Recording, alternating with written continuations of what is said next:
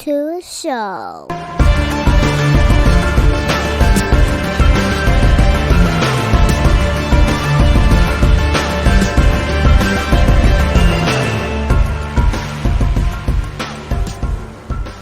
Hello, everybody. How are you? It's Dante, and it's Off the Mats Podcast.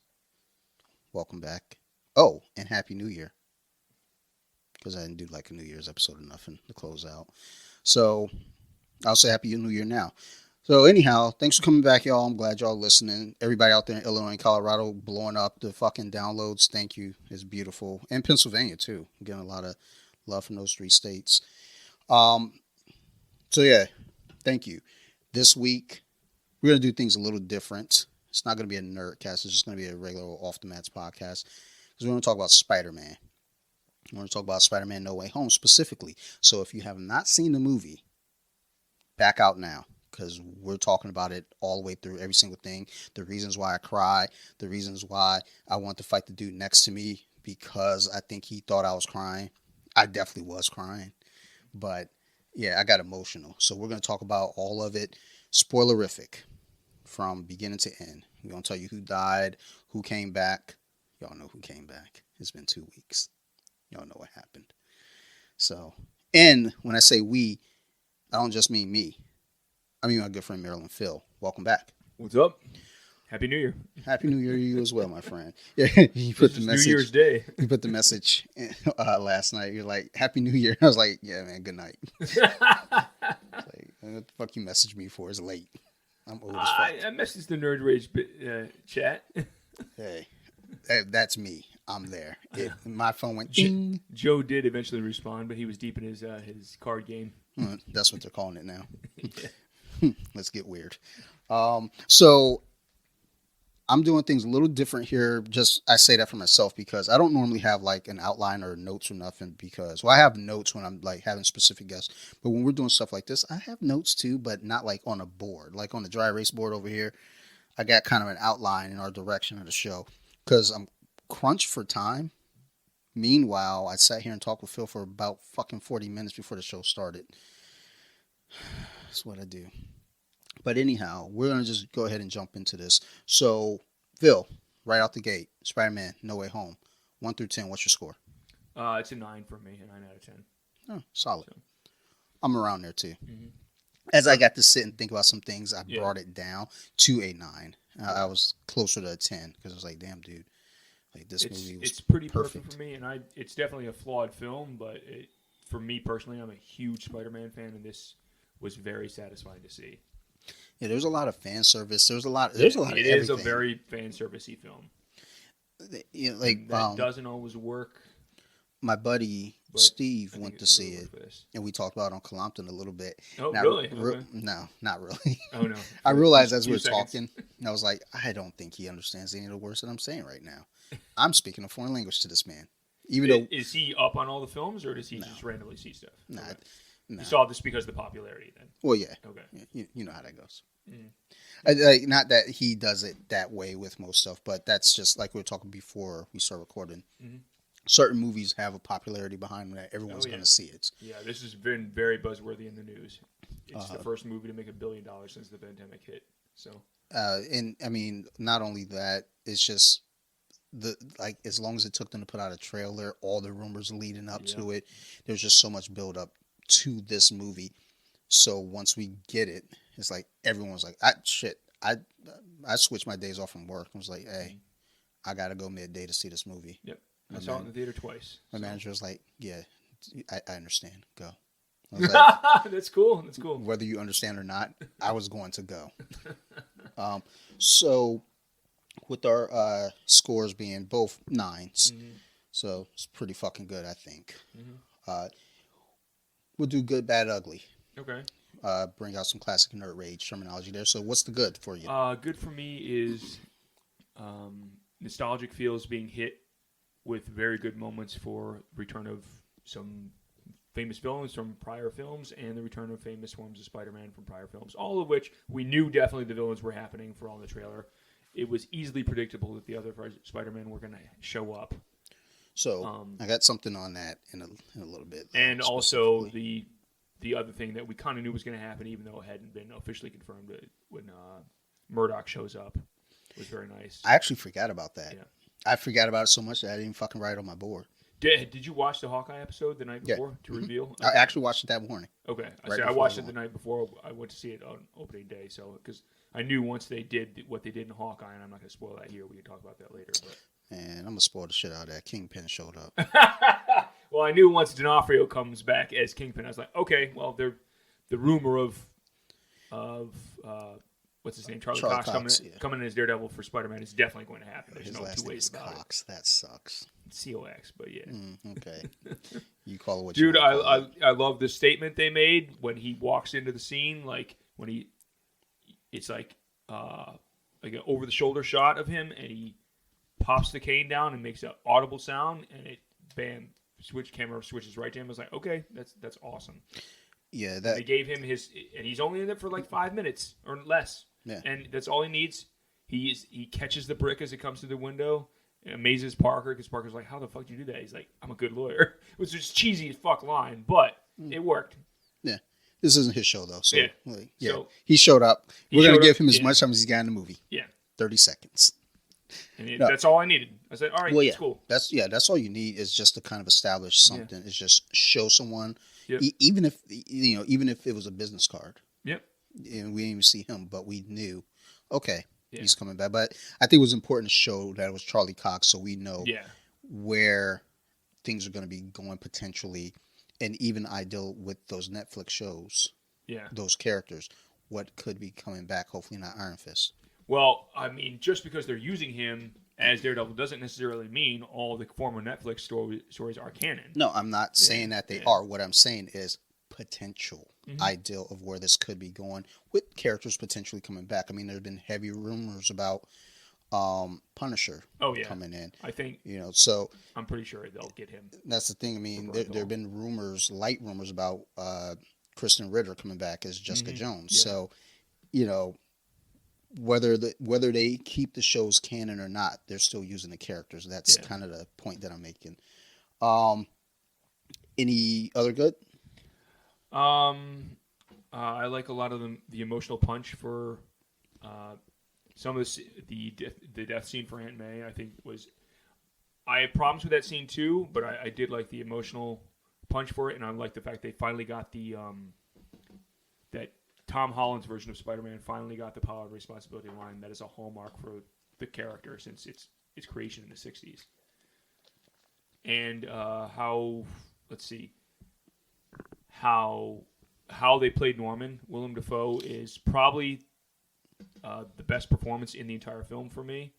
And how he played Norman as a psychological character was brilliant.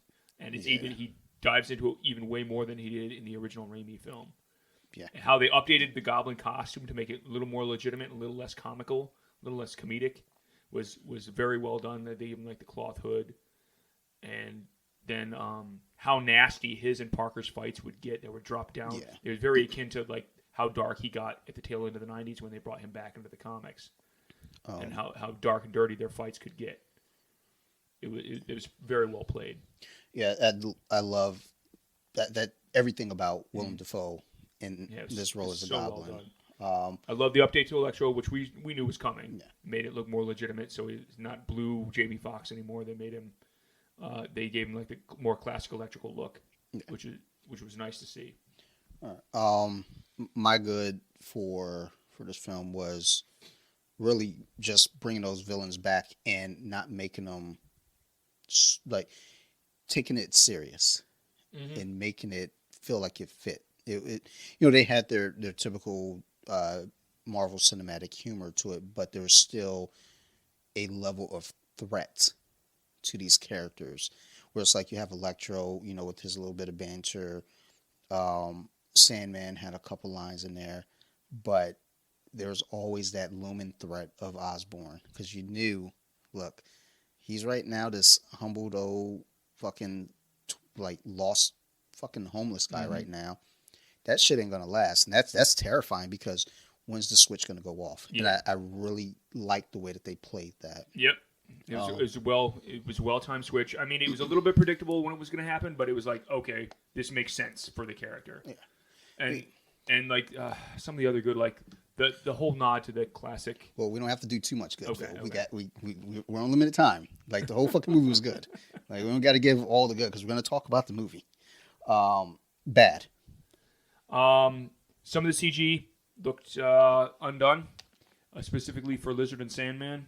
We talked about this in Nerd Rage a little bit. Like they looked like they were just cut and copied rather than finished, which is why I think the design for Lizard was probably just cut and copied from one of the program they had him saved from Amazing Spider-Man. He didn't really look improved at all, and they kept him in shadow mostly. I think also he wasn't really heavily prominent. No. So I think that was part of it too. Though they weren't like Electro is going to have a bigger because they're pull. Changing him. Yeah. Dr. Octopus. Everyone who's going to be on screen a lot more and have a bigger push in the movie. We're going to get the bigger upgrades versus Sandman and Lizard. They're there. They're basically there as basically henchmen almost. Yeah, but they're not. Like Sandman specifically, it looked like for Thomas Hayden Church, they didn't use his actual face until the very end. It was probably stock footage that they punched in. Okay. That's what it looked like. Basically, they weren't going to be used as much as the others. So why spend the extra money on doing anything special for them? Bad for me. Honestly, I don't know that I have any real bad when I think back on it. And the thing is, I know there are things that I didn't like that brought the score down from like a 9.8 to an even 9. I feel like in the beginning it was a little sloppy. Okay. But I think that was by design. I think. Okay. Just with everything that was coming, because it was very chaotic. So I felt like a lot of that was crammed to get us, kind of along with the story. I felt like just. Yeah, they had a long walk. They had a lot to cover in this film to pull off everything they did. And I think they didn't want to do a 3-hour film, so. Yeah, I don't remember the runtime. It's close. 240. Okay, I was gonna say it was close. So, I feel like they're just probably as a whole was like thinking, look, let's not do another fucking 3-hour film. Although they probably could have gotten away with it. Yeah, for this, I'm sure they could have. But they could have done a Lord of the Rings length, and people would have been fine with it. I think the first 30 minutes of it was just very clumsy. Okay. But it still worked because that's not that wasn't what made the movie for me. Yeah. Like you just have to get to the dance. I don't care how you get there. And they got there. Ugly. I don't really have ugly. I have a little more bad, like just because it's not ugly, it just wasn't completely for me. It makes sense for the characters when I think about it. Like the banter between the three Spider-Man. Some of the dialogue was too cheesy for my taste, but it makes sense in the context of what the comic books are. When you look at the Spider-Verse comics and you have multiple forms of Spider-Man interacting, it is overly cheesy because of who they are. So it makes sense. It's not for me particularly, even though I do like the books. But like some of the cheesy banter the three had with each other. Some of it was good. I like the when they discussed the differences between the fact that Maguire's Spider-Man has natural webs and the others don't, and they're fascinated by that. And they're talking about what the Avengers are, and the fact that Holland's the only one who has any real team experience. Yeah, I mean the stuff like that though. I think all that was, important stuff to address though, because organic shooters. It's like. That's a big fucking noticeable thing. Yeah, but then also that I did like the fact that they're in Holland's world and the Avengers were a thing, and in their world, you have no idea what they are. Yeah, it's like what the fuck is an Avenger? What's an Avenger? Like is that a rock band? Yeah, you were in a band. Yeah, it's like. Like now that I hear like that, when I'm thinking about like the whole shitty. Some of the dialogue use was kind of cheesy. The whole bro hug thing was cutesy, but I don't really think that was needed. I don't think that it was not needed though. I mean, I think that was one of those things where I didn't personally not care for it, but at the same time, it wasn't something. If they didn't have it, it wouldn't have mattered.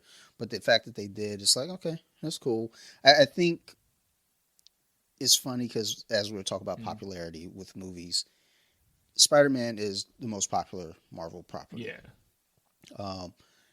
And I think a lot of people take Spider-Man personal, whether they know shit about Spider-Man or not. Because he's the everyman character that everybody identifies with, at least somewhat. So I think that was kind of a nod to, like, hopefully them reaching out there saying, well, hopefully this connects because everyone loves Spider-Man. Mm-hmm. So, you know, there are people that they may not know much about shit else, but they know, oh, well, Spider-Man, yeah, Uncle Ben, Aunt May. And people that I've heard mention Uncle Ben, it blows my mind because it's like, wow, okay. How do you know Uncle Ben is? You must have woke up early on Saturday mornings watching cartoons, son. Mm-hmm. What's up? So I thought it was fine, but there was some like the whole you're in the band. Now hearing that out loud again, it's like, yeah, that was kind of fucking dumb. So the other scene that I'm on the fence with that I have a love and also a slight dislike was Aunt May's death scene. What did you think of that? To me, it seemed like they hung on to it a little bit too long, where he was so overcome with grief, he didn't do anything for her, and that didn't completely make sense to me. I get that for a cinematic punch, they had to do that, but it really seems like he should have been able to try something, even if he wasn't going to end up saving her life. They would have attempted to do something for her. So I think in the amount of time they used on screen for that scene. So I think the way that scene was handled was part of the sloppy. Yeah. Okay. And when I say part of the sloppy that I saw, it was like you see her get hit, and I remember seeing her get hit. I was like, "Yo, there's no way she survives this." Yeah. Because you know right then when she gets like she's a regular person. She gets hit by a fucking goblin glider, but she's kind of walking around. She's moving normal. Yeah. And it's like, no, that's not how that works. And they kind of had it in this way where she's moving, she's functioning fine, and trying to play it off. And it's like, I don't give a fuck who's playing Aunt May. No one's that fucking tough to say, oh, this goblin glider just fucking impaled me. Probably snapped my spine, but it's okay. I'm walking around. It's cool. Yeah. So I thought that was a little clunky versus, if the shit just hit her and fucking killed her. That's more realistic in real theory because, again, she's not an old lady, but, that's another thing I was thinking about with fucking Aunt May. Not just this Aunt May, but Aunt May in general. Like in the comics, you might know the answer to this because I've always wondered. It's like, Aunt May is old as fuck. Like, what the fuck happened in that family where Peter's fucking dad is like, doesn't look that old, from things that, you've seen like in little stories. You look at Uncle Ben and Aunt May, it's like, yo, these motherfuckers are grandparents. And Richard and Mary entrusted their son over to Richard's brother. to some fucking elderly motherfuckers that are going to die in a week and a half. I was like, what the fuck is this, yo? I don't know. Ben's supposed to be Richard's older brother, so. Are you sure it's just older brother? That's just fucking in the classic lore, like when Ben and May are young adults going on dates for the first time, they often had to take Richard with them on their dates. So as the kid, some Richard with him. as the kid brother, the annoying kid brother that Ben has to have tag along on their dates when they're all younger. Uncle Ben aged like the fucking crypt keeper then. That dude looks old as fuck. So anyhow, I mean, I'm glad that Marissa Tomei was playing Aunt May because, at least that seems a little bit more realistic in thought as to, okay, that could be the aunt. It's a cute aunt. All right, I get it. I mean, even Sally Field, it's like, okay. Yeah, Sally Field's where they started to update a little bit, made it a little more like the Ultimate Universe, where Aunt May's a little more updated and a little younger. It's like, at least it seemed like, okay, I could see that being an aunt. And then having Tom Holland being a younger Peter Parker. Yeah. Well, they were all supposed to be in high school. Yeah. And he's the only one that looked like he was in fucking Tobey Maguire looked like he was in his 20s. Tobey Maguire looked like he was fucking... he was about to be a dad. Like a 27-year-old dad. And Adam Garfield looked like he was, probably 3rd, 4th year in college talking about, I'm in high school. Hello, fellow high schoolers. Yeah. All right, but that was my only ugly is Aunt May's death, and just not the fact that it happened. I love that it happened because for years I've always been saying since Civil War, which is on in the background right now. I was like, we need a real fucking casualty, not like, oh, they killed this character. Because they never addressed for Holland Sparker. They never addressed Uncle Ben's death. They never given the power. Well, I already posted a picture on Uncle Ben. It's Doc Ock, son. He was slinging. But that's a different multiverse, I guess. So just kind of going through it now as we go through the story, and you get the big reveal. He's Peter Parker. Yeah, carried over from the previous film. Everyone's lives is ruined. Specifically his friends, because they can't get into MIT because of him. He turns to Doctor Strange. He's like, "Hey man, what's up?" Like, which there's been a lot of different articles talking about. Well, wait a minute. If he was able to just do this, why couldn't he do all these other spells on fucking Thanos and make him forget about one of the Infinity Stones? Even when Loki came out, I was getting a lot of messages talking about, wait, so the Infinity Stones are pretty much worthless then? What was the point of the story if in the TVA they're just paperweights? It's like, oh, yeah, in the TVA they're paperweights, but in fucking the reality of the fucking movies, they still matter. Like, dude, I hate people so fucking much, yo. It's like when people want to like just make things more of an issue than it really is. Like, just fucking sit back and be entertained. Jesus fucking Christ, man. What are we doing? Anyhow, so he goes to Doctor Strange. How did you feel about that? Like, because it is from story. I like the fact that he went to Strange. Like, I thought it was a little goofy how he got the idea to do it from like the witches, and there's like, oh come on, that's a little bit of a walk, but it's fine. The whole thing with stories like this is they're not exactly the thickest of stories. They're generally semi-thin. Well, yeah. I mean, again, we got 2 hours and 40 minutes to tell a story.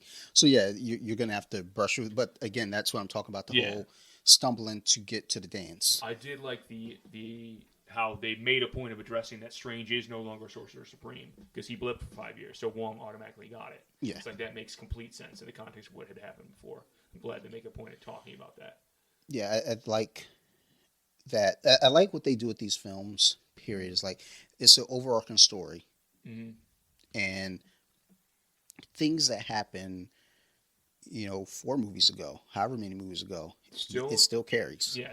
So. I love, leading up, aside from the Murdoch bit, I love the fact that the media frenzy around Parker and MJ, and the fact that even though I don't like this version of Flash, he still goes along with his character, acts like he's Spider-Man's greatest pal.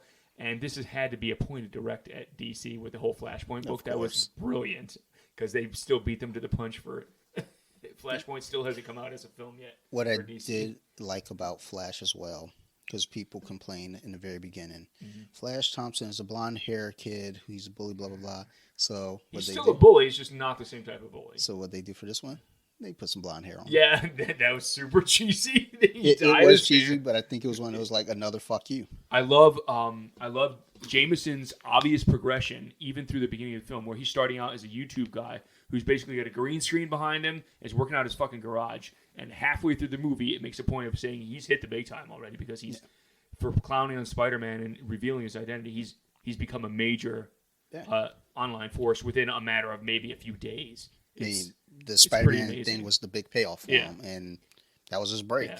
So I thought, and he's always done good as Jameson. I'm so glad they got him back. So all right, as we usually do, we go off topic a little bit here.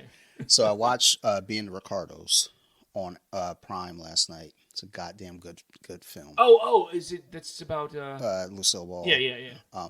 So fucking good, dude. What is that on? Is that it? It's on Prime. Okay. But J.K. Simmons plays Fred. Oh, okay. Who's their neighbor in the show. He's fucking great. He's such a good actor. So man. the real life behind the scenes, those 2 actors, Fred and Ethel, they hated each other in real life. Oh, really? And they played that shit so goddamn good in that movie. It was brilliant. Okay. Like we watched it. Like Sarah, I mean, just because she works at night, like she can't really hang in there for a lot of movies. Yeah. She made it through pretty much all. She missed like the last 15 minutes of it. Okay. But I'm willing to go back and watch this shit again. It was really good. Okay. So cool. that was just my little. Who plays Lucy? Somebody famous, right? Nicole Kidman. Is it? And who plays her husband? I can't remember. It is. It's somebody else really famous though, right? I don't know. Think he. If he you didn't recognize him from anything? No, okay. I don't know who the hell he is. But interesting. But I was not crazy about the choice of using her. Okay. That's curious. Now, She's a curious she choice. does a very good job. Mm-hmm. So good that I actually forget that it was her. Okay. Cool. And that was what I was hoping. I told Sarah, I was like, Mm-hmm. look, I hope with them making the choice to use her that she's the best choice acting wise, and she does such a great job that I forget that it's her. Okay. And for the most She part, pulled it off. yeah. Okay. Like there's certain parts where like one thing I was saying to Sarah that just her lips are too thin. Okay. Yeah. Lucy had pretty big lips back then. Well, at least putting her lipstick on, Mm-hmm. you know, kind of. Because they had to make it pop on camera, even though it was in black and white. Yeah, like with Nicole Kidman, I just wasn't buying it, Uh-huh. but she had the mannerisms down, Okay. Good. her accent. You know, Uh-huh. she sounds just like her. That's good. And I liked it so much so that I spent pretty much all of today, New Year's Day, watching I Love Lucy reruns. Oh, nice. It was really good. All right, and now back to our regular scheduled Spider-Man talk. So, but yeah, I like him as Jameson, Yeah, J.K. Simmons does a really good job. and just the progression of the character, like you were saying, I thought was really good. And damn, I threw myself off with this I Love Lucy shit. So with the villains being introduced, what'd you think of that? It's basically what I expected. Although how they introduced Norman was, I think, very well done because that's not what I expected. Because initially, when you see the teaser and the trailer and the Goblin after he deals with Ock, and you see the pumpkin bomb come in, you don't know that he's going to be taken out of the fight by Strange at that point. So he never engages Norman right away, and then Norman's later introduction was really well done. I also like the fact that the nanotech from the Stark suit is how he disabled Ock's arms. It totally makes sense in the context of this world, and it totally makes sense that Ock wouldn't be ready for anything like that, or this version of Ock wouldn't be ready for anything like that, because he's totally used to a less tech savvy Parker or a less tech laden world necessarily. Yeah. So the core MCU, as we know it, is a little more tech heavy due to Stark Industries than either of the previous Spider-Man franchises have been. Yeah, and this new the Holland Spider-Man has totally been deep in that ever since his origin. So yeah, I mean, so much so that as we've spoken on Nerd Rage, like it's always felt like an Iron Man movie. Yeah, and the way they leave this film, I think we'll finally get something that's not that in the MCU eventually. So yeah, I mean, because even with this movie, it was obviously less of an Iron Man movie. Mm-hmm. But it did feel... he still needed Doctor Strange. Yeah, it felt like a Doctor Strange movie, though. But at least for me in the comics, it makes more sense that he goes to Doctor Strange for help, because that's more classically what he would be identified with, getting help from in New York. When in the books, usually Tony's on the West Coast. Yeah. He's not something that's easily accessible to Parker. And Tony's only been a mentor for him in more recent years in the books. Doctor Strange has always been a more long-term friend. So, oh, yeah. I mean, I guess, again, what I'm getting at, though, is with the way that this ended, moving forward, the next Spider-Man movie should be a Spider-Man movie. It's a little more street level, which is what I've been waiting for a long time. It's just, I mean, and don't get me wrong, I love this movie. Oh, yeah. But it still felt very much like, it was a Spider-Man. I'm curious because at the end of the Nerd Rage thing, we rated all the Spider-Man films, like put them in order, kind of like we did for the X-Men way back when. And I'm curious what your... Let's go ahead and jump to that right now. Okay. Fuck it. Like, why not? Like, go. Because what's your... So, are we going from top to bottom or bottom to top? Top to bottom, probably. No, well, fuck. So, this is going to be probably number one. Yeah. And, you know, even when I think back to all the movies, how I rated them, this is definitely the highest rated one. My next one down would probably be Far From Home. Okay. My next one down is probably Homecoming. I like Mysterio. Okay. I've always wanted Mysterio in a movie. Mm-hmm. He was I think they pulled I thought the movie was just well done. And it made it believable. Mm-hmm. Number 3 for me is Spider-Man 2. Even though going back it looks a little goofy, but it still felt like at the time. That's probably number 3 for me as well. It felt like a Spider-Man. It felt like I was reading a comic Yep. come to life. Yeah. And it was true to With its the form. Raimi directed it, how Ock was a really contender, and the way Maguire got to play it with both how he has his personal life interfere with his spider powers and vice versa, and the way Harry is kind of behind everything and finds out that he's Spider-Man was well played. So what's your number 4? Number 4 is Homecoming. Okay, so that's probably Far From Home for me. So Homecoming, it took me a while to grow into it because I saw it much. I think I didn't see it until not even like when it came out on Blu-ray right away. Oh, really? Okay. I bought it and I still didn't watch it for like another month and a half. Okay. And I think what it was for me is I wasn't really sure about, this tech world and the Vulture being made how he's made. After watching it a few times, I did end up really enjoying it, which is why it's number 4 for me. So now it gets kind of tricky for me when we start getting down to these last, 4? I think 4 is left. Yeah, I think so. So I'm going to take Amazing Spider-Man 2. And I'm not counting like the Spider-Verse film. No. I'm just counting live. Its own thing. No. Okay. Fuck all that. Yeah. That would have probably been my number 2. I really love that movie. But no, Amazing Spider-Man 2 is my number 5. I didn't particularly care for Andrew Garfield as Spider-Man. Okay. Or I'm sorry, as Parker. Yeah, same here. I love him as Spider-Man. He is great as Spider-Man. Bobby made a good case when we were talking about as him being the best version of the costumed Spider-Man because of how quick he is with the wisecracks. Yes. And how slick he is. And yes. I still love Holland, probably overall the best, but he's probably right. In costume, yes, Garfield's probably the best version of Spider-Man that we've seen. So yeah, overall, but Holland. I can't stand him as Parker. He's way too cool. If I had been Garfield in high school, I wouldn't have gotten picked on once. I would have been the most popular kid in school. So what? He was a skateboarder. He was like talking back to the bullies right out the gate. He never got. I was like, dude, he's dating the hottest chick in school. It's so like, what rubbed me the wrong way right out the gate was when Flash was holding the kid over the trash can. Yeah. He's like, Parker, take a picture. And he says, no, put him down, Flash. And then he yells at he Flash. Calls him Eugene in front of everybody, and Flash doesn't beat the shit out of him. And as soon as I saw that, I was like, I'm out. This is not Parker. That's not Parker. This isn't okay. I'm done with this. But that's Amazing Spider-Man 2 is my number 5, and I love the chemistry between he and Emma Stone. I love like this Peter Parker. So you like Amazing Spider-Man 2 better than the first one? Yes, but reverse. But so in I'll get to why in a second. But this is now a older Spider-Man in costume and out. So I still don't like that he's super cool, but it's a little bit more acceptable in that second movie. Okay. Than it is in that first movie. Because he's gotten a little more confidence. Correct. Okay. Now, after that, it's a toss-up between Amazing Spider-Man 1 and then the first Spider-Man. Okay.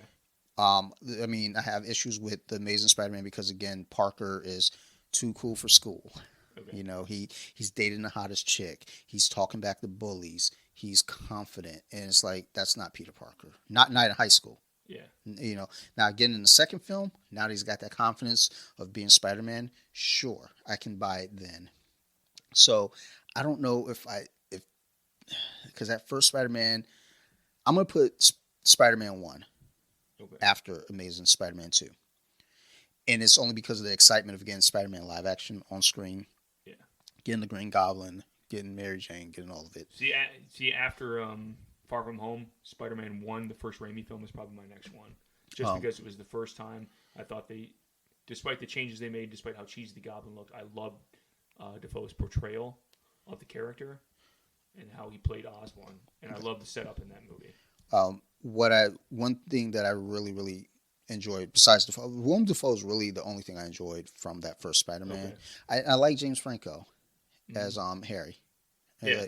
I really enjoy him as Harry, and I enjoyed the development of that character. Yeah, even in the third one. In the third film, I don't want to jump too far, but the third film is the last on my list. Spider-Man 3, Raimi film, is the last on my list. Yeah, but same. Franco is like the one shining part of that for me that's consistent in the movie. There are scenes I really love in that movie. The overall movie is not good, but there's scenes I really like, and Franco's character becoming the villain and then trying to redeem himself is straight out of the books for Harry, so that's perfect. That's the only perfect part of Spider-Man 3. So anyway. So I'm going to go with Spider-Man 1 and then Amazing Spider-Man, the first Amazing Spider-Man. And then Spider-Man 3 is dead last because it was just a train wreck of a film. It was not fun. I just watched it the other night. Yeah. And I was like, why? Yeah. Why am I doing this? I mean, in interviews now, Raimi has said he was hesitant to come back for Doctor Strange because everybody berated him for the last Spider-Man that he did. Sure, I completely understandable. He's like, but when he said he could do a horror twist for Doctor Strange, he was too intrigued to not do it. Yeah, I mean, so, I'm glad. I'm glad though. I'm glad he's coming for Doctor Strange. I think he'll do a good job. But anyway, for me, it was after Far From Home. I said Spider-Man 1 from the Raimi with Dafoe, and then it'll be Amazing Spider-Man, the first one, then Amazing Spider-Man 2, and then Spider-Man 3. And the only reason I reversed it, even though you're right about his confidence for for Garfield's confidence for Amazing 2 ahead of 1, and the fact that they went back to the original costume, which is commendable for the second Amazing Spider-Man film. I do not like the costume they used in the first Amazing Spider-Man film because they changed it. When they first did the Garfield film, the costume was markedly different. You know, it's funny. I don't think I've seen either of those two films in a very long time. Okay. I don't even think I bought them. I rented them from Redbox and made copies. Okay. So I don't even know that I can watch either of those copies on my Blu-ray player. Wow. Now, I did have Stars, and those movies are available on Stars, but I also canceled Stars because I'm not watching shit on Stars. Mm-hmm. I'm definitely not fucking keeping it around for Andrew Garfield. Mm-hmm. The other thing that I loved in the first one, I don't like the lizard design. I still don't. But I think Connors was played by Rhys Meyers very well. And I loved how they did Captain Stacy with, what's his name? Dennis Leary. Yeah, I think he played it brilliantly, and his death in that movie was perfect. How he's like, you can't do this to Gwen, and you know that he's going to fall in love with Gwen and go out with her anyway, even by the end of the film. So the only other reason is for Amazing Spider-Man 2 to be a little bit lower is because while I like it's getting a little bit of the same problem that Raimi had with 3. They tried to cram too much into one film that didn't have enough legs to get there.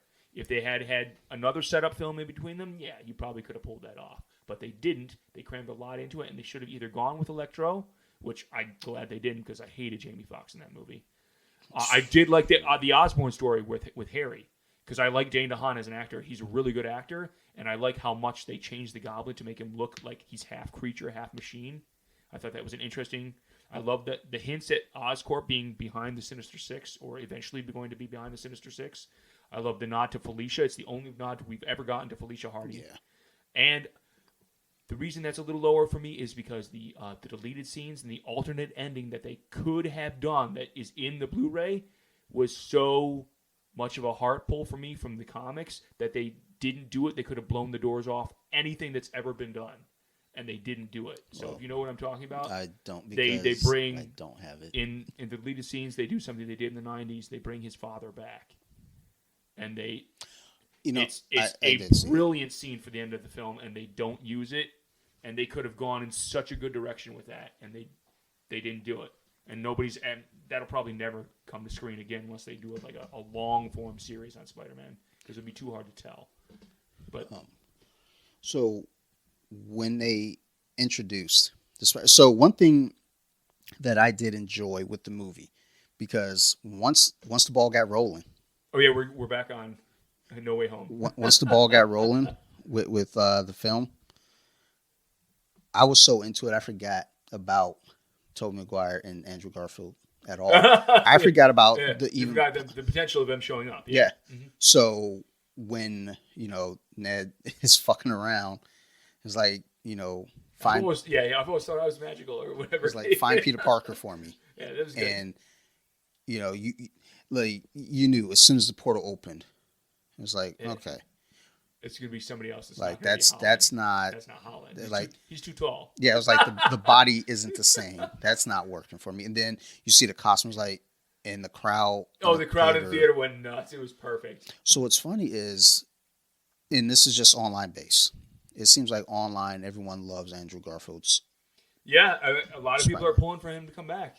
But in the theater, Tobey Maguire's Spider-Man got really? Fucking theater shook. Because Garfield shows up first. Once they bring it, ultimately Maguire's coming. Yeah. There's no two ways about it.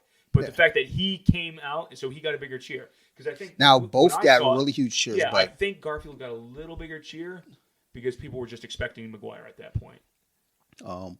yeah, I would have liked it if they brought. I think Andrew Garfield's probably a little more of a heartthrob for people.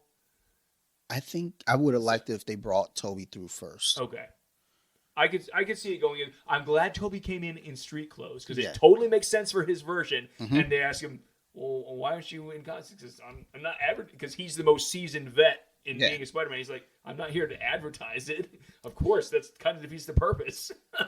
It's so great. There's a lot of stuff there too. The fact that they're all through, both of those came back and they played their characters exactly like they were. It gives a credit to their acting ability because they're both good actors. Like both of them have way more acting experience than Holland does. Holland's still pretty young, but both of them have gone on to win Academy Awards or got nominations in their. So in their I got into a back and forth, and I've probably mentioned this before on here, and I know that I've mentioned it in life. Period. A friend of mine, because I don't know Andrew Garfield from shit, and he's done some cool stuff. Good for him. I just don't know him. I don't care. Yeah. I like, and that was kind of. I don't even know how this friend and I got into this discussion because they're not a Spider-Man fan.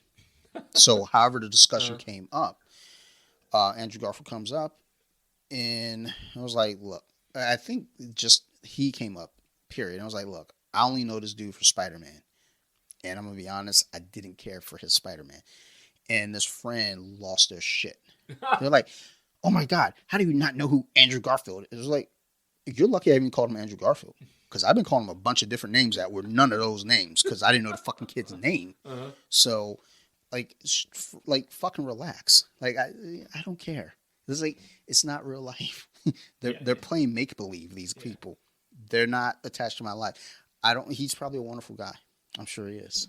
He's not invited to Thanksgiving though.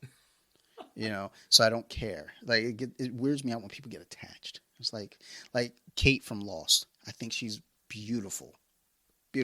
Like if I saw her in real life, Evangeline Lilly, if I saw her in real life, I'd probably shit myself. And I wear a colostomy bag, so that's saying a lot. So you'd be pretty starstruck. But I wouldn't be like, I'm not attached. It's like, okay, cool. I mean, I'm more starstruck by like some of the people I asked to be on the podcast. And, you have more connection to them. And they say yes, and I'm like, holy shit, you say yes? Have you?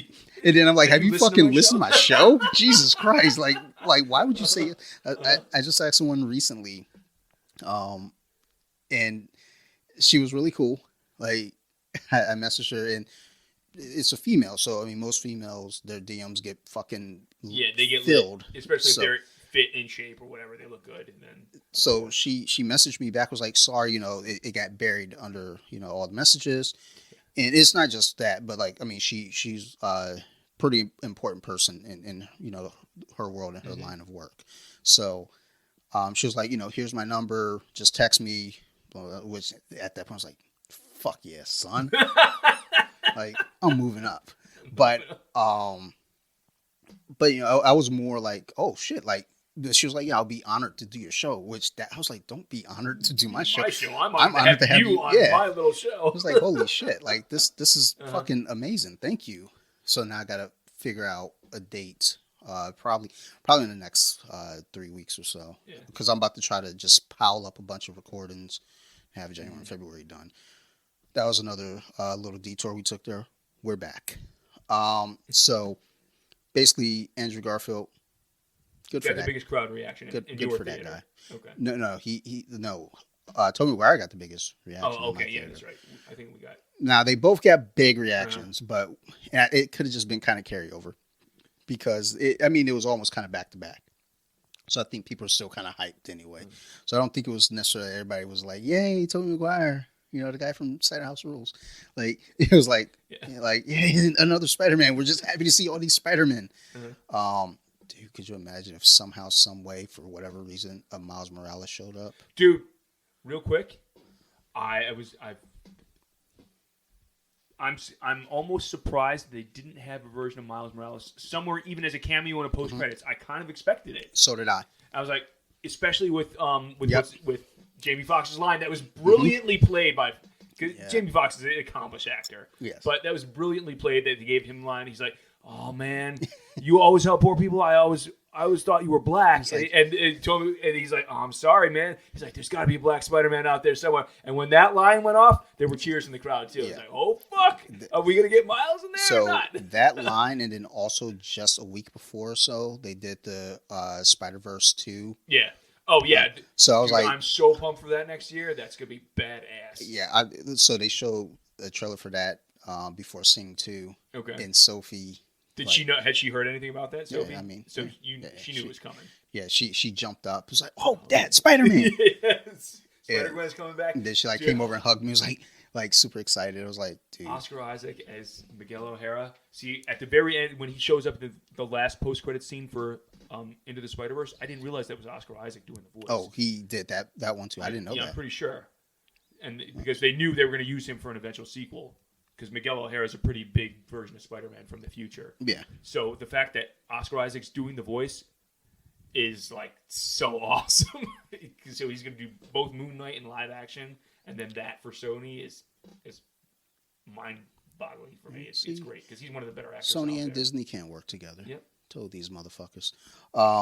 So What do you, real quick? I know this is jumping back a little bit. What did you think of how Norman caused the chaos to bring down the building that ended up in May's death? Because I thought that was pretty perfect. yeah. No, it Like was. Norman's basically Parker's equivalent of Joker. You never know what he's going to do. Oh, and that's he's completely nuts. That's what I was saying. I like the fact that they played it that way because Yeah. he's a ticking time bomb. You don't know when that's going to go Yeah, off. the fact. Well, you know, as soon as you hear Defoe's voice change, it's like, oh shit, here we go. Well, yeah. I mean, yeah. It's really a matter of like, when's this going to happen? Mm-hmm. Like, is When's it going the to time bomb be? gonna go off? Is it going to be in an enclosed scenario like it was there, or is it going to So be perfect, dude. out in a situation where they're kind of scattered about, and there's too much room where he can kind of scurry off? Oh yeah. Being enclosed was a far better setup And for it because now there's so much room for all this chaos to happen. And they showed one of the first of the two like knockdown knuckle drag fights where he's just putting Peter through the fucking wall, and they're in like street clothes. So it was so reminiscent of the books. Like specifically, there's an issue in the early 2000s where Norman and Peter have to be cordial to one another in their street clothes because nobody knows who they are. And and technically Peter's working for Norman at the Bugle because Norman's taken the Bugle away from Jameson. Yeah. And they're trapped in an elevator that's from a terrorist attack. Everybody else is knocked out, but because they're both superpowered, they're both fully conscious.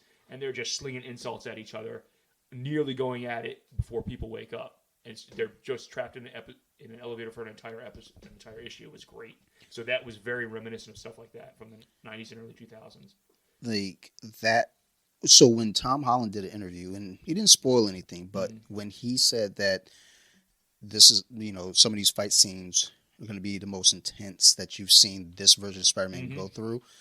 He wasn't kidding. As soon as he said that, I was like, someone's going to die. Yeah. It wasn't who I thought it was, though. Yeah. Did you predict May's death? Because I didn't see that coming. I was like, oh, that's great. A great way to do the power and responsibility of line and to have the emotional punch that he needs to break him. But it wasn't something I predicted. If anything, I would have thought maybe they would kill Happy. But I don't even know if that would have had as that much it wouldn't have had the impact. It's either to have emotional impact, they would have had to kill one of his friends or May. So May makes the most sense. Yeah, May makes the most sense, and I just couldn't see them doing, killing off MJ or Ned right now. MJ or Ned, yeah. But, that fight scene in general, that whole scene, period, just was so well done from top to bottom. Yep. Literally from top to bottom. Yeah, it's great. And then when Jameson pulls up with the news crew and everything, you got Lizard in the van. Oh, yeah. Like, all of it was just really well done. Jameson gets the final line, even though he's so brilliant because you hate J.K. Simmons, but he delivers the final line for the news like, oh, look at all this chaos he caused. And it's like, no, dude, you're the reason this fucking happened. Yeah. Good stuff. It's so great. So with both the Spider-Man coming in, the other two Spider-Man coming in, and now there are talks about at least Andrew Garfield's Spider-Man continuing on. There's rumors. I don't know how legitimate they are because when something like this happens, so many internet rumors right now. Fly. And supposedly Garfield's already said that I'd love to come back. Sure. Meanwhile, Toby's like, well, what about me? No, I haven't heard Toby say anything actually. So from what I understand from a couple articles, I do read sometimes. Tobey Maguire kind of almost didn't want to do it because they didn't show him the script. Yeah, he wasn't allowed to see anything. Yeah, neither of them were able to see anything. I think he did. He was reluctant, but he still did it. He was like, "Look, let's do it," because they explained to both of them, "You're very important to the story." Yeah, you're not just a cameo. Yeah, you're not just. Cool. We're not going to make you look silly. We're not going to fuck your characters over. You're very important to the story. Yep. And that was both enough. had a significant role. Yes. Now between those two, who do you think is more deserving of a continued story, or whose story do you want to see more of? Garfield, definitely. Specifically, and a lot of people have mentioned this online, I think Maguire had a great final end to his version of Spider-Man. Could he show up as a cameo? Sure, I wouldn't mind it, but I don't think it's necessary at all. The only thing I kind of would have wanted to see is him as an older version of Spider-Man in one of the specific costumes from an older version of Spider-Man in the books. And that's pretty hyper-specific, so I would never expect it. Just the fact that we got both of them together again, with their still carrying on their own version, was great. What I'd like to see specifically for Garfield, and there's been chatter about this online already, is the dark path he went on that he mentioned after Gwen's death. Is like, okay, sounds very reminiscent of the dark part of Spider-Man that was in the 90s for the comics. I'd love to see some of that too. Like, did he go through? How dark did he actually get? What villains did he face during that time? Because he was very generalized illusions, because they don't want to. This is just filling in story basically. So I agree. I want to see what that story took. Now I would be slightly curious in seeing because Tobey Maguire his Peter doesn't really say a whole lot about what's going on in his own life. Yeah. But it sounds like things are fine. Yeah, he worked things out with MJ, whatever that is. If they're married or not, then I'd be curious to see what's going on that side. And honestly, I don't know what any of these plans are, or if it's even feasible, or if it makes sense, or if anyone cares. I'd like to see a story where you go there and they have their daughter. Yeah, have like a Mayday Parker or something. That would be kind of cool. And I only need one movie. Yeah. I don't need a trilogy. I just need one film. I just want to see, that aspect and let that go. But on Garfield's side, I want to see the darker days. I want to see what happened there. I want to see the fight with Rhino that he. I'd like to see a continuation of his world, because I'd like to see Felicia. Yeah. It's the only version of Felicia we've seen. Yeah. If she does become a version of the Black Cat or not, that'd be kind of cool. His version of Harry was left in prison with a secret guy that he's been talking to about eventually generating a potential Sinister Six for his world. So that's another thing with the villains that kind of plucked my nerve a little bit, because you get this thing of everyone that knows about his identity comes through the portal. Electro, from what I understand, didn't. Well, I mean, he even says it when he takes off the mask. He didn't know that was Peter Parker. Yeah. How did he get through? And we didn't get Dane DeHaan's Goblin. That should have been. I mean, obviously actors and popularity, but that's a big hole that really bugged me, because it's like true. It should have been one versus the other. Specifically, Electro didn't know he was Parker. Didn't know he was a white guy. Yeah. And didn't know he was just a kid. It's like, well, that doesn't make any sense that he would. So they, I guess you could.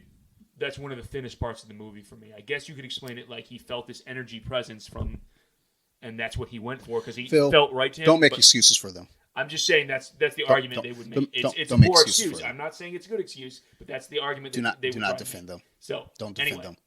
So anyway, they owe me money now. Fuck them. I'm glad they got 2 payments out of me. That's fine. I'll buy the movie when it comes. Like when it comes out, I'm watch that shit over and over again. And I want to watch all the behind the scenes shit. I'll probably pre-order that shit like it was fucking 1995, and I'm fucking pre-ordering Face Off or some shit. Or, I'm sorry, 97. Like they're I supposed love to be. Face Off, dude. It's a good, So did good I. classic. So did I. They're supposed Papa's to got a be. brand new bag. They're remaking it apparently. Yeah, dude. Like I only want to see the chaos. I don't even care that it's going to be trash. I want to see the trash. I want to see that new Nick Cage thing where he's playing himself. I want to see that too. It looks fucking And, brilliant. and a lot of Nick Cage stuff, I'm just kind of like, I'm over this dude. I get it, but he's not America's sweetheart to me. Like, I still haven't seen Pig. I got to see that eventually. hey, log into that Shutter account, son. So you saw that? Did you see the space one? I started. I didn't like it, so I checked out. That's my favorite. I checked out very quickly. He's done. Years. I mean, I'm sure he was great in it. I just didn't. The movie wasn't doing it for me. Actually, no. I think we did finish it, and I think I was probably not really focused on it. But yeah, give me Face Off remake. I want to see all the fuck. I want to see all the fuckery. That's yeah. This could be heavy. I want it to be so bad that it's. Have they cast that? I don't know that anything's really being done with. Yeah, I remember there's chatter about it online that it's happening. Yeah, there are talks right around. There's going to be a film, not a TV series, right? Yeah, a film. So I don't know, but anyhow, there's another sidestep here. Sidestep. So with the final spell, and they're closing everything out. Mm-hmm. This was another part that was kind of clunky to me. Okay. And just too like just wrapped up too nicely and closed out. There's like that's where I would have expected to see Miles, maybe, because they definitely show some silhouettes of characters that are known. There are 4 that people have noted. One of them doesn't make sense to me. Some people have said they saw Black Hat. That's not. I didn't see that at all. Even with the screenshots they've shown of it, it's like that. I actually don't even know that I recognized or picked anything out. I just heard about Craven. Because the other 3 they definitely showed that are pretty easily seen. Craven is pretty easily seen with the mane on his costume and the spear. Rhino is pretty easily seen, and Scorpion is pretty easily seen. So Craven is because they already cast Aaron Johnson. He's going to get his own movie, and I'm sure he'll show up in other stuff. Rhino, because they had him in Amazing Spider-Man 2. It makes sense that he would show up. And Scorpion, because they had a version of Matt Gargan in the MCU. Yeah. So it makes sense that they'll eventually come up with some version of Scorpion. So I just felt like, again, that final spell was a little clunky. Just to wrap up on that, I was like, that just seems a little too convenient. Like, oh, wait a minute. If you make everybody forget, then that closes the portal? Yes. I just feel like that is too easy. Yeah, see, that's which one of is the why big elements of the movie. But that's also why we get the Doctor Strange in the Multiverse of Madness, though. But I feel like that wrap-up was too easy. I love the Goblin coming in and causing chaos again at the end. And as soon as Doctor Strange easily takes the cube back, and all the Parkers are like, wait, because they automatically know that there's a bomb, that he put a pumpkin bomb in the box. It's like, holy shit, that was very well played. I think, outside of the couple things that I found, just clumsy, the movie was fucking phenomenal from top to bottom. The end fight on the Shield site from Liberty Island was great. I'm glad it happened on Liberty Island because that's again a nod to the books, where Parker's one place that he goes to traditionally in the comics. It's been different in every movie but in the comic version, Liberty Island is always where he goes because it's his routine spot where he meets up with Johnny Storm in the books. It has been for years, for like decades in the books, that he meets up with Johnny on Liberty Island over and over again for meetings. That would be nice, once they get to Fantastic Four. There's just a lot of the comic book a lot of interactions, like, we miss out on a lot of those with these movies, and a lot of that is built up over time, obviously, but still. But like Peter and Johnny have been friends since the '60s in the books. So it's... There's a meme I sent it. I didn't post it on the radio. I don't know. Maybe I got it from you. I don't fucking know. But it was basically talking about in Multiverse of Madness. What if Doctor Strange is opening a portal and then you see Chris Evans walks out. He smirks. He says, "Flame on." I was like, give it all to me. Yes. But then by the same token, do you take some of the bad mutant stuff that's been done? There's been good mutant stuff too, but... So if if I were, Where do you draw the line, basically? Honestly, we take some of the bad too, because I mean, Yeah. you gotta embrace where you've come from. So honestly, if they were to say, like, because I mean, the dream for me, all the rumor castings that were supposed to happen years ago that never happened for one reason or the other, I'd like to see them do a cameo as those characters, whether it be Tom Cruise as Tony Stark, whether it be John Krasinski as Captain America, Emily Blunt as Black Widow.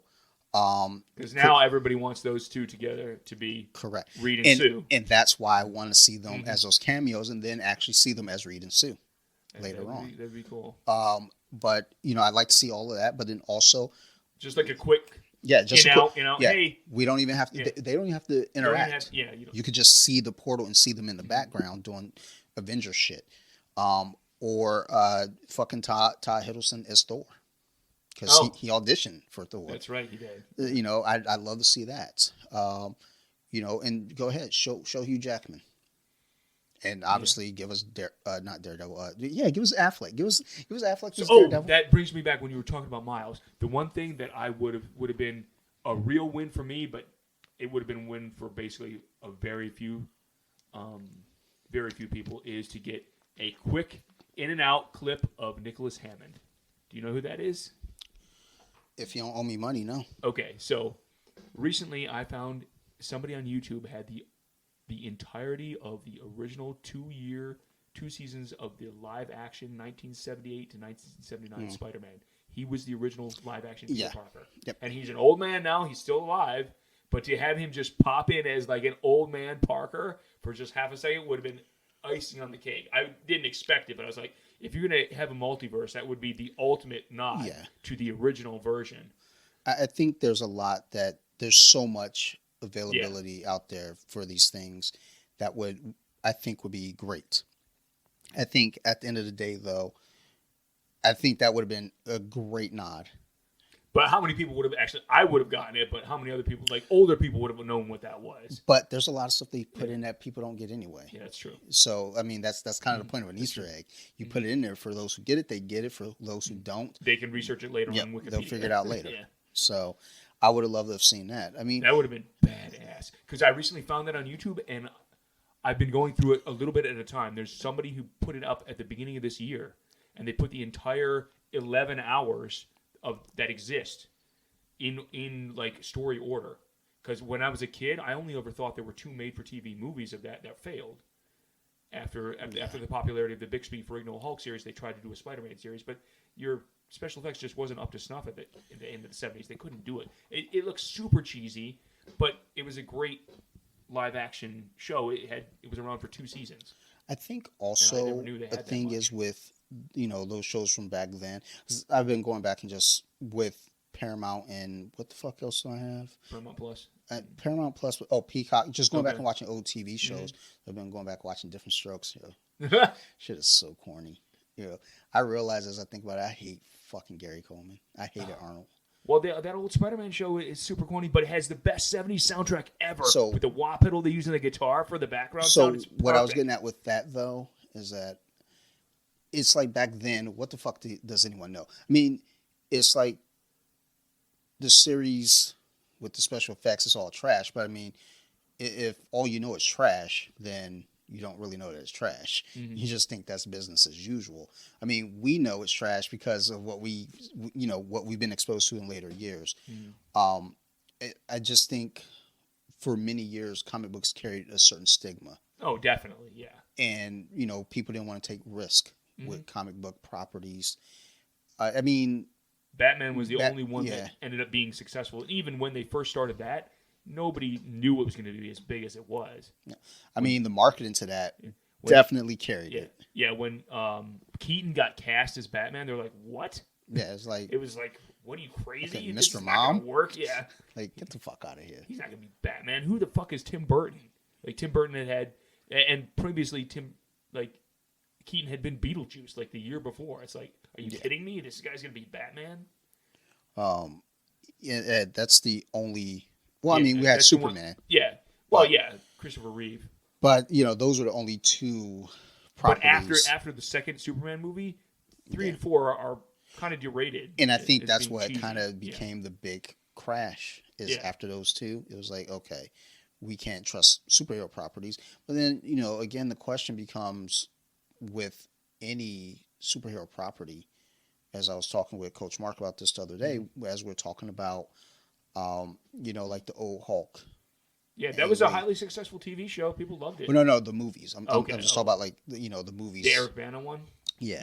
Yeah. When we look at stuff like that, when we look at just the Fox universe, the Sony universe, versus the Marvel Cinematic, and not even connecting them with Disney yet. We're talking about when Iron Man and Phase 1 and Norton Hulk first dropped in the same year, 2008. Because Phase 1 was not under Disney's umbrella yet. They were purchased, but those films were still made under Paramount. Yep.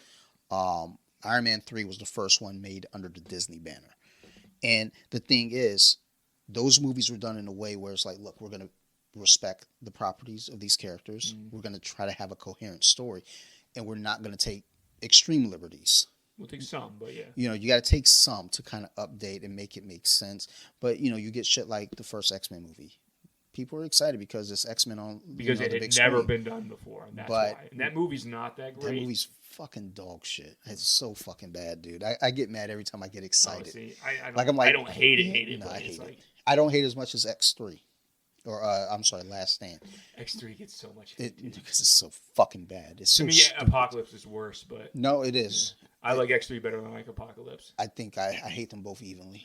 I don't... I feel so sorry for Oscar So, Isaac in Apocalypse. I will watch Apocalypse, but I don't watch it like with the idea like I'm watching this as a movie that I'm entertained. Okay. I watch it more as like just something just to do. Yeah. I won't watch X-Men 3 again. It comes down to there's more individual scenes in X3 that I appreciate than there is individual scenes in Apocalypse. There's nothing I appreciate about either. You know what I appreciate? It's kind of like Spider-Man 3, the Raimi Spider-Man 3. There's scenes that I can cut out in my mind, and they're good scenes, and then the movie overall is not good. But basically, when you look at like these other properties that happen away from the Marvel Cinematic Universe, it's you have these executives that think they know better. Well, no, nobody wants to see this in a movie. Nobody look wants what to happened see to that. DC. That's all executives' problem usually. Yeah. And then you have directors that are like, well, I want to do this because I want to show my artistic skill. And it's like, bitch, fucking make the movie. Make the movie that we fucking tell you. And it's fucking cash a check that we fucking give you.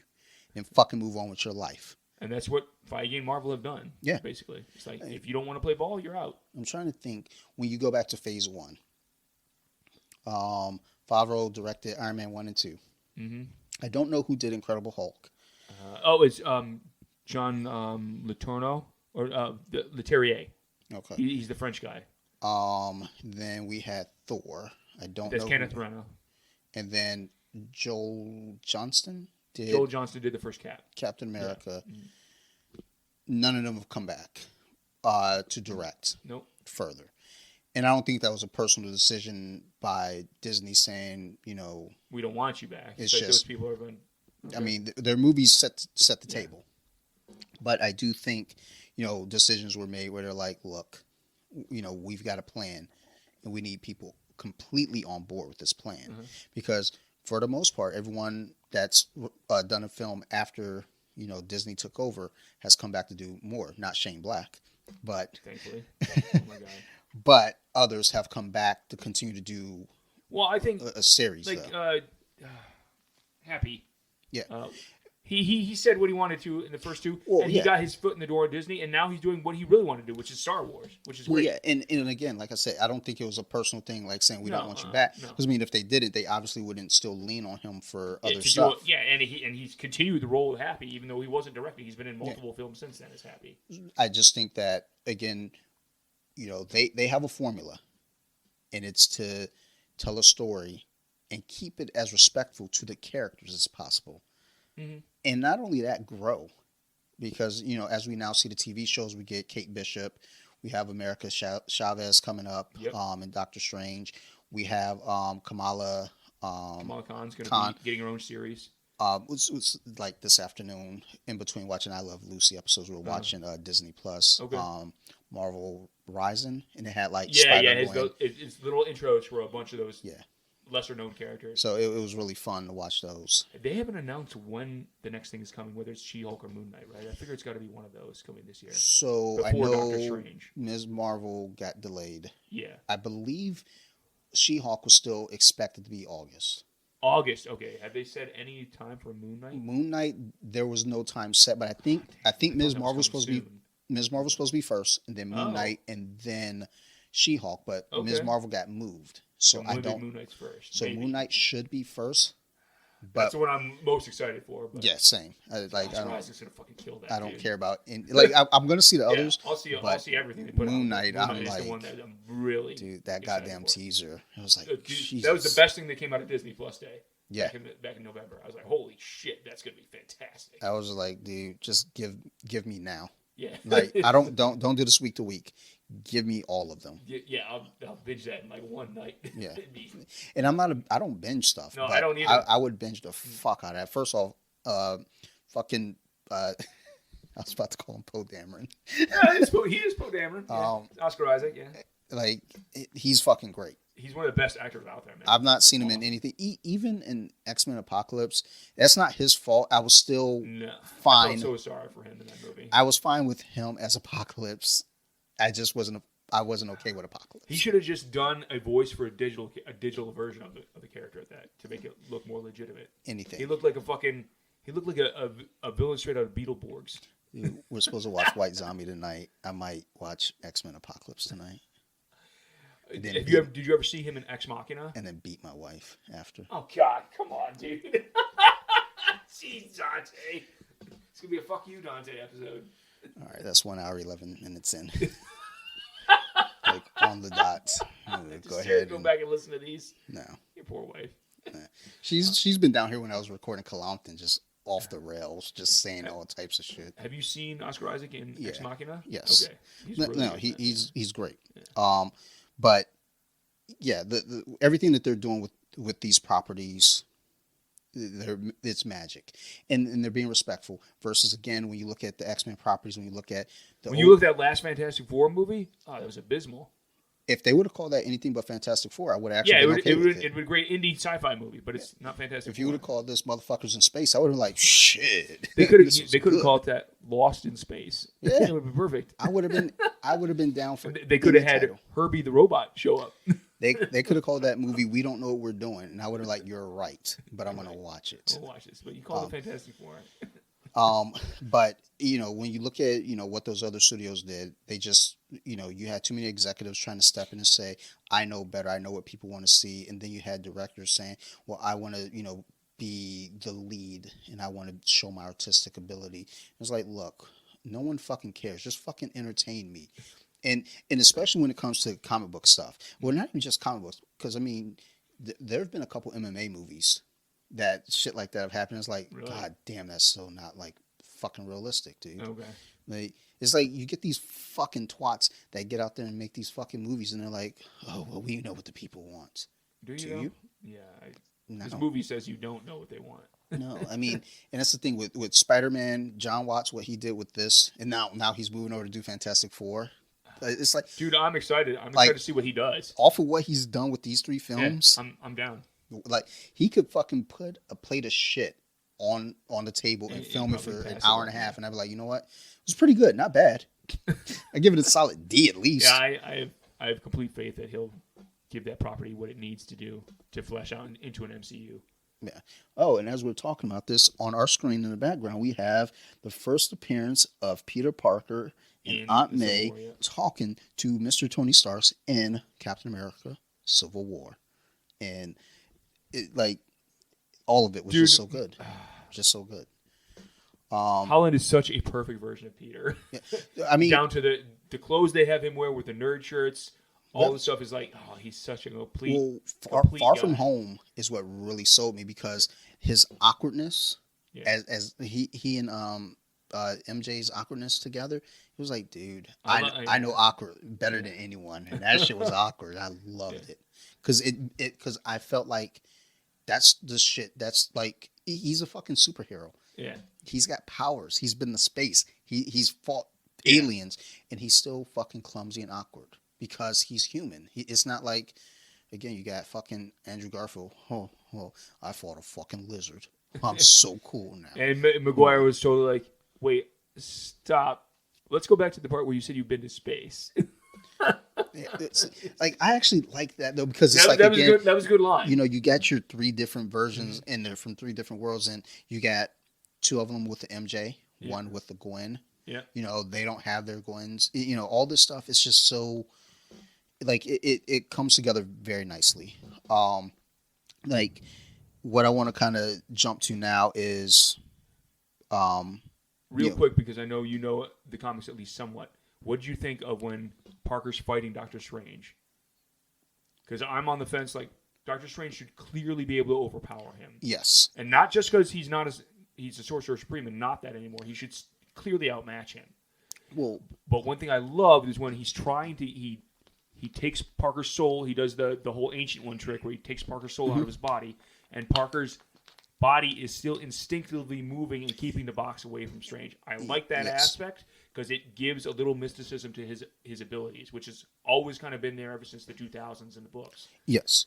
But I kind of find fault with him winning outright that quickly. It doesn't make sense to me. So I thought about that earlier today. I like the fact that he uses science and math to do it in the mirror universe. Yes. But completely we already know Strange is ultimately God in the mirror universe if he's God anywhere. Yeah. And Parker still manages to trick him, which doesn't make a whole lot of sense to me. No. Other than the math aspect. Like the Parker's math aspect, I liked intellect, because he's a genius. That I did like that, but I don't think that he should have been able to. That felt like it was very rushed, and it was to move the story along. And I get that, Yes. but that to me should have been a film in and of itself. Well, it was rushed, but it's also conveniently placed. Yes, very much. So that's a little fault I have with the movie. You were still going, sorry. It's I don't know. I didn't have a big problem with it just because I knew it was like, look, this is just to move the story along, but. I did, that I wasn't. I just wanted to touch on that for a second because Doctor Strange is like a godlike ability. Yeah. Already. Like I thought about it earlier today. I was like, that shouldn't have happened the way that it happened. But again, the only thing I really loved was the movement outside the body. That's Parker's super instinctual, so we can still avoid Strange. Dude, I look at my basement sometimes. Sorry, the ADD kicked in, and I'm like, yo. I just got collections of shit just around this basement. Dude, you have Christmas no, stuff. well, no. Even if the Christmas stuff was put away, you mean all the legends and stuff? Oh no, that's just awesome. Like I got a bin of fucking air mattresses over there. I don't even have company over. I hate people. I don't want nobody staying in my motherfucking house. Like someone knock on my door. Hey man, my house burned down. Can we crash at your place? Nah, man, I ain't got nothing. I ain't got no room. But you got 4 air mattresses in your basement, dog. What you talking about? You got a pull-out bed upstairs. Can't we stay? Like you could, but you can't. Sorry. Gotta go. I wouldn't be that heartless, but I'd be pretty close.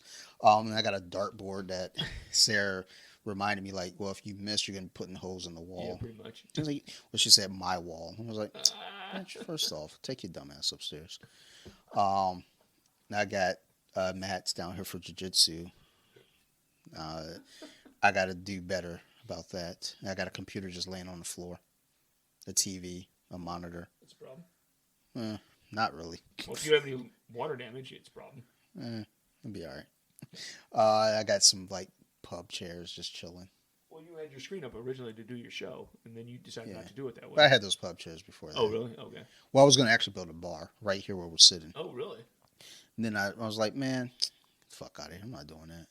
So, but it now is crossed my mind again, either to get a table. So I'm going to get a new couch here. I'm going to get a table behind there. And I'm going to start recording just right there. Gotcha. Because when we do an end table or a long table? No, like that table behind Joe's couch. Oh, okay, yeah. I'm going to look into something like that because when we're doing Columpton, we got the game on. Well, the season's about to be over anyway.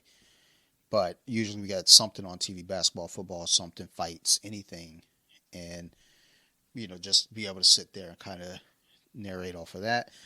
And then also I just need to tidy up this fucking basement. Again, we just went off topic. I know you noticed, but I just want to remind y'all that I went off topic.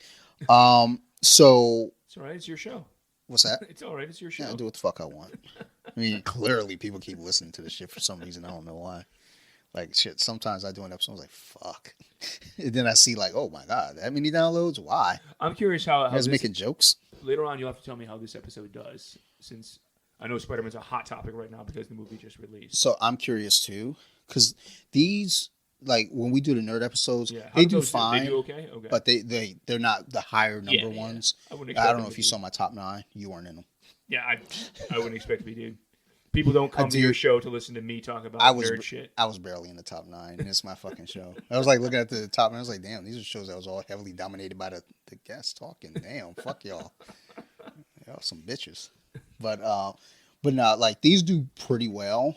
And like they're doing better now because I think people got the flow of it now. They understand what's coming. Like, okay, cool. We know, like, as a repeating to watch the guest, episodes before we come to the show and yes. whatnot. Yeah. So, and yeah, I put the warning up too. Like I put it in the show notes, like, hey, this is what's coming. People are like, okay, we don't give a fuck. We don't listen anyway. I'm like, man, fuck y'all. You got some downloads. Don't lie. I mean, I got 6. 8 people listen. But no, I forgot what I was saying. That's okay. I cut you off to talk about the Doctor Strange battle because I know the reason I made a point to bring that up because I've heard complaints about it. So, people like to complain though. Yep, they do. can go fuck themselves. So So you were going in a direction already. Yeah, not really. Like we were going. I always through the seem story, like basically. I'm going in a direction, but I'm not. So I wanted to get to the mid credit. Okay. So I did just watch Venom 2. Let There Be Carnage. So the mid credits from No Way Home was a direct continuation of Correct. that. So I watched Venom 2. So what'd you think? I didn't think much of it. But you've seen the first one, right? At some point, yeah. Did you think this was better or worse than the first one? I'm gonna be honest. The first one is very forgettable for me, but this is more forgettable for me. Really? Okay. Like action wise, there was it was just basically all action chaos. Mm-hmm. That's fine. That's fine. If I'm tuning in for just that, that's fine. I like the first Venom a little more. Okay. Just a little more. I just felt like there's a little bit more story for me to grasp onto. Not that I like the story, but at least I felt like, okay, I don't like this version of Venom.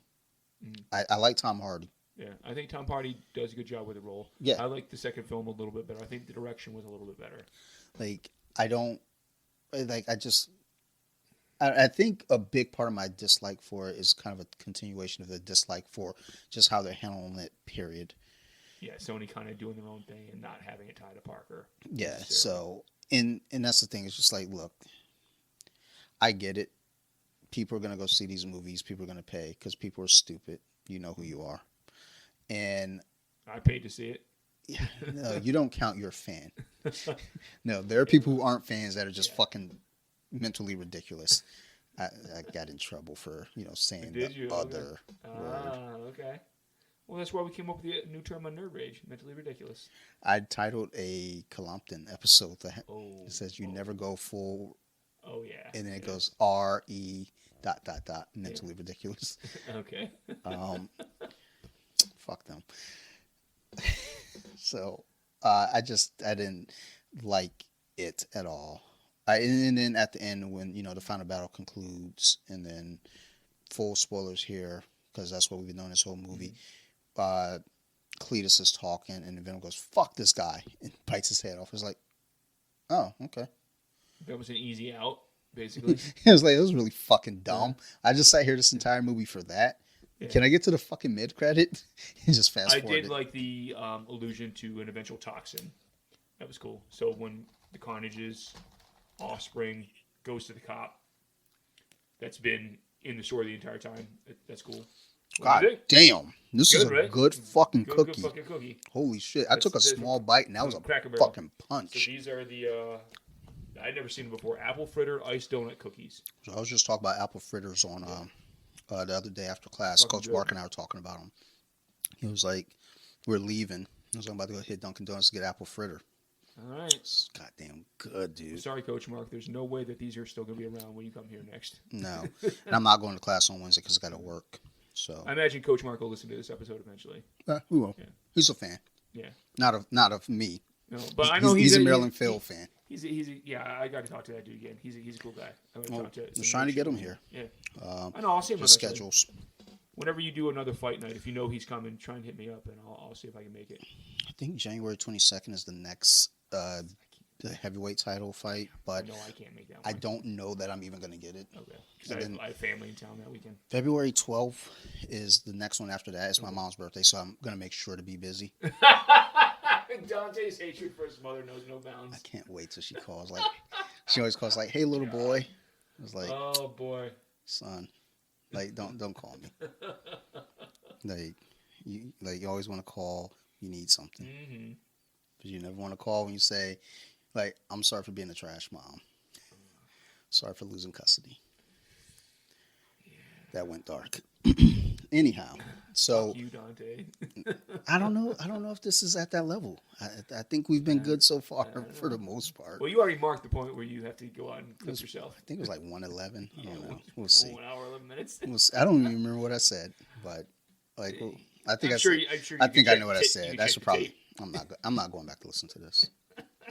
When I do in-person recordings, I don't go back because most of the time I just stop and edit while we're recording. If I don't edit while we're recording, it's probably going out. And guess what? This is going out. People are going to be like, "Oh my god." So you can see the apple fritter cookies are pretty legit. No, they're good. Right. I don't like to eat while recording, but it was like I'm looking like. Well, you were looking at them the entire time. I did open them and eat one right before we started, so it's not really fair to you. But basically, jump to the mid credit. And Eddie Brock and Venom are there in the bar. I don't care about them. They bounce, scram, go do your own thing. Go hang out with Morbius and whichever version of Spider-Man you're going to have over there. So but they do leave a piece of the suit. Yes. Whether it's a Spawn or a duplicate suit, it doesn't matter. They leave it on the bar. But now... So that's potential. So the question is, are they going to do proper respect and give Parker Peter a suit? Yes. Give Peter the symbiote and have that Venom come off of him eventually. And then how do they handle this set of movies? Do they do it all? Do they rush in one movie again? Or do they now span this out? Well, because, so what's been talked about? First of all, because we skipped it, the end of the movie, the end of the main movie was brilliantly done, I think. And I'll get back to the Venom thing in a minute. When he walks in, because he had everybody forget who he was, that was the quick solution to fix everything. And obviously it's sloppy. It's not a perfect fix because it's going to carry over to Doctor Strange, but for Parker's immediate future, that was a fix. He goes and he has a whole preparation to force MJ to remember who he is, walks into the coffee donut shop, sees that MJ and Ned have their life perfectly cut out for them. They're going to MIT now. They don't know he exists or who he is. He has the perfectly awkward conversation with MJ, and he realizes that this forcing himself on her, at least not forcing himself on her, but trying to jog her memory in some capacity is the wrong thing to do. And he stops himself from doing it. That's a perfect nod to like all the times in the books he's stopped himself from doing stuff that would be totally self-serving. And for me, like, I don't know if you've gone back to listen to the Nerd Rage thing, but Bobby was super adamant that MJ is going to continue as his girlfriend in a future film, and that's probably true, but it doesn't necessarily have to be. This gives a perfect opportunity for them to bring in a different set of people for Parker to get close to now. I'm not saying that the others will go away because they're popular. Well, that's the thing. To have them be popularity will carry, and I can't see them getting rid of either of them. Yeah, but I could see them bring in other characters that will slowly take their place now that they don't really know who Parker is anymore. Because they could bring in other characters that are closer to what the books are, since they left this movie at a pretty much perfect point for being a carbon copy of what a lot of the classic comics are, where Parker's on his own, he no longer has Stark Tech, he's completely making his own shit, he's got a crappy apartment in the middle of New York, and they do the huge splash page of him in a handmade suit swinging across Rockefeller Center, which is a great nod to like some of the classic books. Dante's chewing.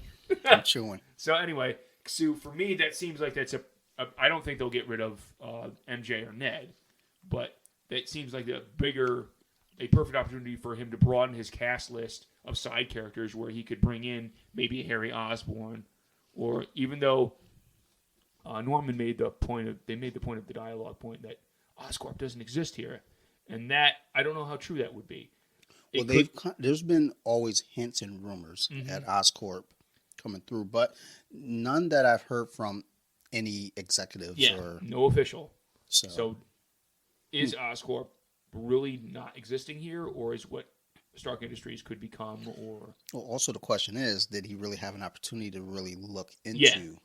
Yeah, exactly. He said he couldn't find it, but this world, the MCU universe, was so different from the Raimi universe that who knows if he could find it in that short amount of time anyway. Yeah, I mean, he was basically a homeless person. I was gonna say he's homeless. He's homeless. So how much resources are you gonna have? You got a fucking library card. Sit the fuck down, bitch. So for me, that was a pretty perfect ending for the main of the movie. And then if you have any comment on that, I'll jump. Nope. Okay. So to the Venom thing, they've only really slated there's going to be one more thing with Holland, whether it's a Sony product or a MCU product hasn't been stated as far as I know, as far as I've heard. Because originally he said he was going to be done, and they said he's come back and kind of recanted. Okay, they have me on the books for one other thing, but it might not be for a while because I want to kind of slow down and have a family in real life, which I don't really blame him. He's done a whole bunch of appearances as a character. Yeah, you can give it some breathing room and then come back. And they left the character at a really good place. It's not like a complete cliffhanger. I mean, if they honestly left and never came back to Spider-Man again, I'd be fine with it. I'd be. Of okay course, with I'll that. always want more, but I don't. There was an interview with him where he said, "Look, if I'm still doing Spider-Man in 10 years, then I've done something. In 10 years, then I've done something really wrong, or I fucked up, something to that effect." But then there's another. This was I want to say back early fall. Okay. Then there's recent, of course, obviously all these rumors are flying around. A rumor saying that he just signed another long-term deal. Okay. So I don't know. I've only heard about the one concrete fourth appearance by him. So I heard about that. And then, obviously, like I said, rumors go flying about. Oh, yeah. The big thing being now is you got the symbiote existing in this world. Yeah, and you had mentioned, are they going to give it its full gamut where he gets the suit for a movie and then Venom comes up in another movie inside the MCU, or are they going to rush it like Raimi did with Spider-Man I think the 3? only proper way to do this is to give him a full movie as having the black suit. Somehow getting rid of it. Now we know Fantastic Four is next. What would have been beautiful is if he's got the suit. And I mean, this could still happen because Fantastic Four is next with John Watts. And eventually, they don't have a predicted date for that, right? They just said it's coming. Basically, we know it's coming. It's just we don't know when. Now we get our Fantastic Four in here. Now let's say we now revisit. We get back to Spider-Man. He's got the suit. He goes to Reed. Yeah, and say help me get rid of this thing, or analyze it for me. Tell me what it is. Correct. Reed tells him, "Hey, this is the alien. You got to get rid of it." Because that's the classic story. Yep, and that's. Look, that's all I ask is just give me what I grew up with. And it doesn't even have to be picture perfect, but at least give it some respect, like give it some courtesy. Don't bullshit things. Well, the one scene, even though it's rushed in the Raimi film, Spider-Man 3, I love that Venom origin scene where they're in the bell tower. Parker gets rid of the suit. That's straight out of the books, and then immediately really it goes to Brock, which is rushed, I know, but the Parker getting rid of it in the bell, and then it bonding to Eddie for the first time is pretty picture perfect. Yeah. That's one of the best, probably one of the few good scenes in Spider-Man 3. It's funny because it's like when I think about Spider-Man 3, as much as I hate it, there are quite a few things I do enjoy about it. I love that, and I love the Harry. Yeah. I love the two fight scenes with Harry because I think they really have good punch, and I love Harry's death at the end. I think that was very well done. But I would love it if they come back, they do a full movie with him in the black suit. Mm-hmm. They do a movie with him. Because even in the cartoon, the classic the 90s Fox cartoon, it was a 3-episode thing that It was only, I thought it was like 5. Well, I think they had like a lead in to the first one where he gets it at the very end, and then he has it for like a full episode, and then he finally gets rid of it at the beginning of the third, and it bonds to Brock at the end of it. In third, okay, he has to face off against Brock. But even if they do, so one, he has the suit. Mm-hmm. He does this whole movie with the suit. The second one, only half. He's got the suit, but he knows he has to get rid of it.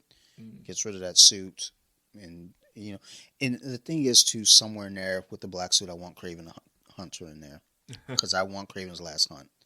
That's yeah. So that's like a perfect scenario. So characters that I've wanted for the longest time were Mysterio and Craven. Okay. Those are the two that I I have need a to hard. see. I totally agree that would be cool to see on screen. I have a hard time believing they're going to have Aaron Johnson in for a movie and then have him commit suicide by the end of the one film he's got. Maybe they wouldn't necessarily have to have him commit suicide as much as something happens where he captured Parker and buries him. correct. Okay. But something because I want that black suit to have, you have to have some that emotional punch, and it's got to look dark and yeah. And then you get to your third one. Well, I'm sorry, the half of the second movie, it goes, it's out of there. Whether it bonds with Brock or whoever the fuck you want to bond it to in this world, I don't care. But I want the horror aspect where now MJ is fucking being tormented. Yeah, or whoever. They could have it be whoever he's dating. Yeah, it doesn't matter. But they're being tormented because that Amazing Spider-Man 298, 299, and 300. Yeah, that was a good lead into introduction of the character from back in the 80s. That would be, in a perfect world, that's what I want in the next trilogy. Mm-hmm. Is that from beginning to end. However you end it, I'd say I don't care, but I would care. But just get me at least in that black suit, get a battle halfway through me where you realize I got to get rid of this motherfucker, and then we get Brock in it. Or maybe not Brock, whoever they deem, your Venom over here. Yeah, I have a hard time believing it wouldn't be some variation of Brock, even if it's not Tom Holland or not Tom Hardy. Yeah. So, those are my thoughts on the mid-credit with the symbiote. I'm excited. Did you see the extended version they did from the extended ending they did on the island from Venom? From Venom 2, where he's sitting on the beach with the suit talking to him. Yeah. What did you think of that? Because that's very reminiscent of the books to me. So I I don't like this version of Venom. Okay. I just it could be the voice. It could be the silly way that it's talking. Oh, I like the fact that he talks back and forth to himself. Well, no, I don't mind that. I think there's something about it that irks me. Okay. And honestly, what it could be is just that they're dipshit people that aren't fans of that they're not in the know. Like, man, I love Venom because Venom kills, Venom destroys stuff. Yeah, Punisher, Deadpool, ha ha ha. Yeah, fuck them. So that might be because honestly, if it weren't for people, I'd probably be like, Venom is a pretty fucking decent movie. It's okay.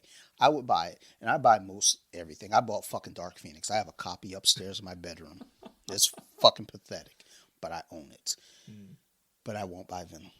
Not even, if it hits the $5. I haven't bought it either. If it hits $5 on Movies Anywhere, I'm down. But it's the movie version of Venom is the one Marvel Legend I've avoided. I love that character. I saw it in the store. Like the classic version, and I almost bought it because I knew it was highly sought after. Yeah. Just to have it, just so I could say to people, "Fuck you, I got it, bitch," and I don't even like it.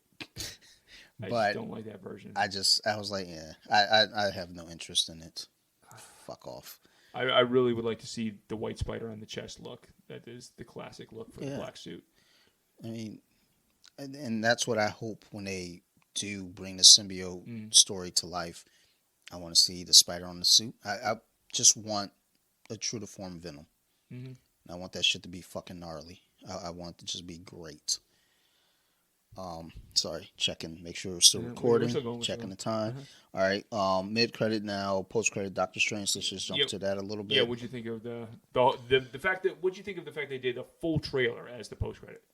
I was fine with that. Okay, I didn't mind it either. I know some people have not liked that. They can fuck themselves. And fuck their feelings.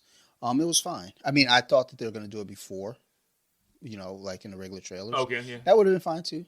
Yeah. But I'm glad they did it at the end because I think doing it at the end versus doing it at the beginning, you go into that movie with that trailer. Now people are hyped for that. Yeah. And then you see this movie. I think it was smart to do it this way because you get this movie, you get the ramifications at the end, and then you get the trailer piggybacking off of what just happened. Yep. And perfect. It's perfect lead in for next year. Or for now this year, for 2022. So what'd you think of... I was like, no, we're not there yet. Day, man. I already mentioned it was New Year's Day, sorry. No, today's the 3rd. When people are going to listen to this. So what'd you think of what appears to be the story with Wanda? Because to me, it seems like she still doesn't have repercussions from what she did. No. And honestly, the way these things move, they're just moving along. I don't think we're going to get repercussions. That's disappointing for me, man. I mean, that's the thing, though. These things have to move. They have to I move. know. We don't have time to sit around and say, well, we got to punish this girl. No, they got to move. They got shit to do. She's off. Well, in the they got to woods. they're taking time out to make a fucking Agatha show that is going to be worthless as far as I'm concerned. I mean, that still has nothing to do with consequences.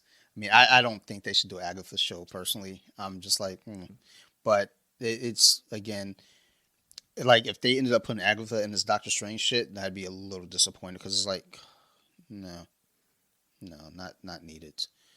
And don't get me wrong, I didn't dislike Catherine Hahn. No, she was great, but I just Agatha. don't think she merits her own series. I don't. Yeah, It's a waste of time. I don't think right now there should be a series for it. I also don't think that we should be giving any attention to this character outside of that WandaVision world. If they did a second season of WandaVision, then we can explore that a little more. But honestly, I couldn't care less about that character right now. I'm sure there'll be a time and place. But as far as Wanda and the story moving forward, I've only watched the trailer once, so I don't know. Like I was still shook after watching the movie. Yeah, after watching Spider-Man, yeah. So I'm sitting there looking at it, I'm like, oh my God. Because basically when she... what's going on here? That's Wanda. That's America Chavez. That's, oh my God. Skeet. Yeah, because when he, just dialogue-wise, when he mentions, I'm not here about Westview, it seems like a complete brush off of what she did. Because she openly admits, she said, I know I screwed up and took control of all these people. And he's like, that's not what I'm here about. She said, I hurt a lot of people. Yeah. Like, Phil, you got to give the exact quotes. Sorry. No. I'm not good at exact quotes. But yeah, I mean, I think again they're in a rush in the situation. So he's like, look, I'm not here about that. I got some other shit that's more important.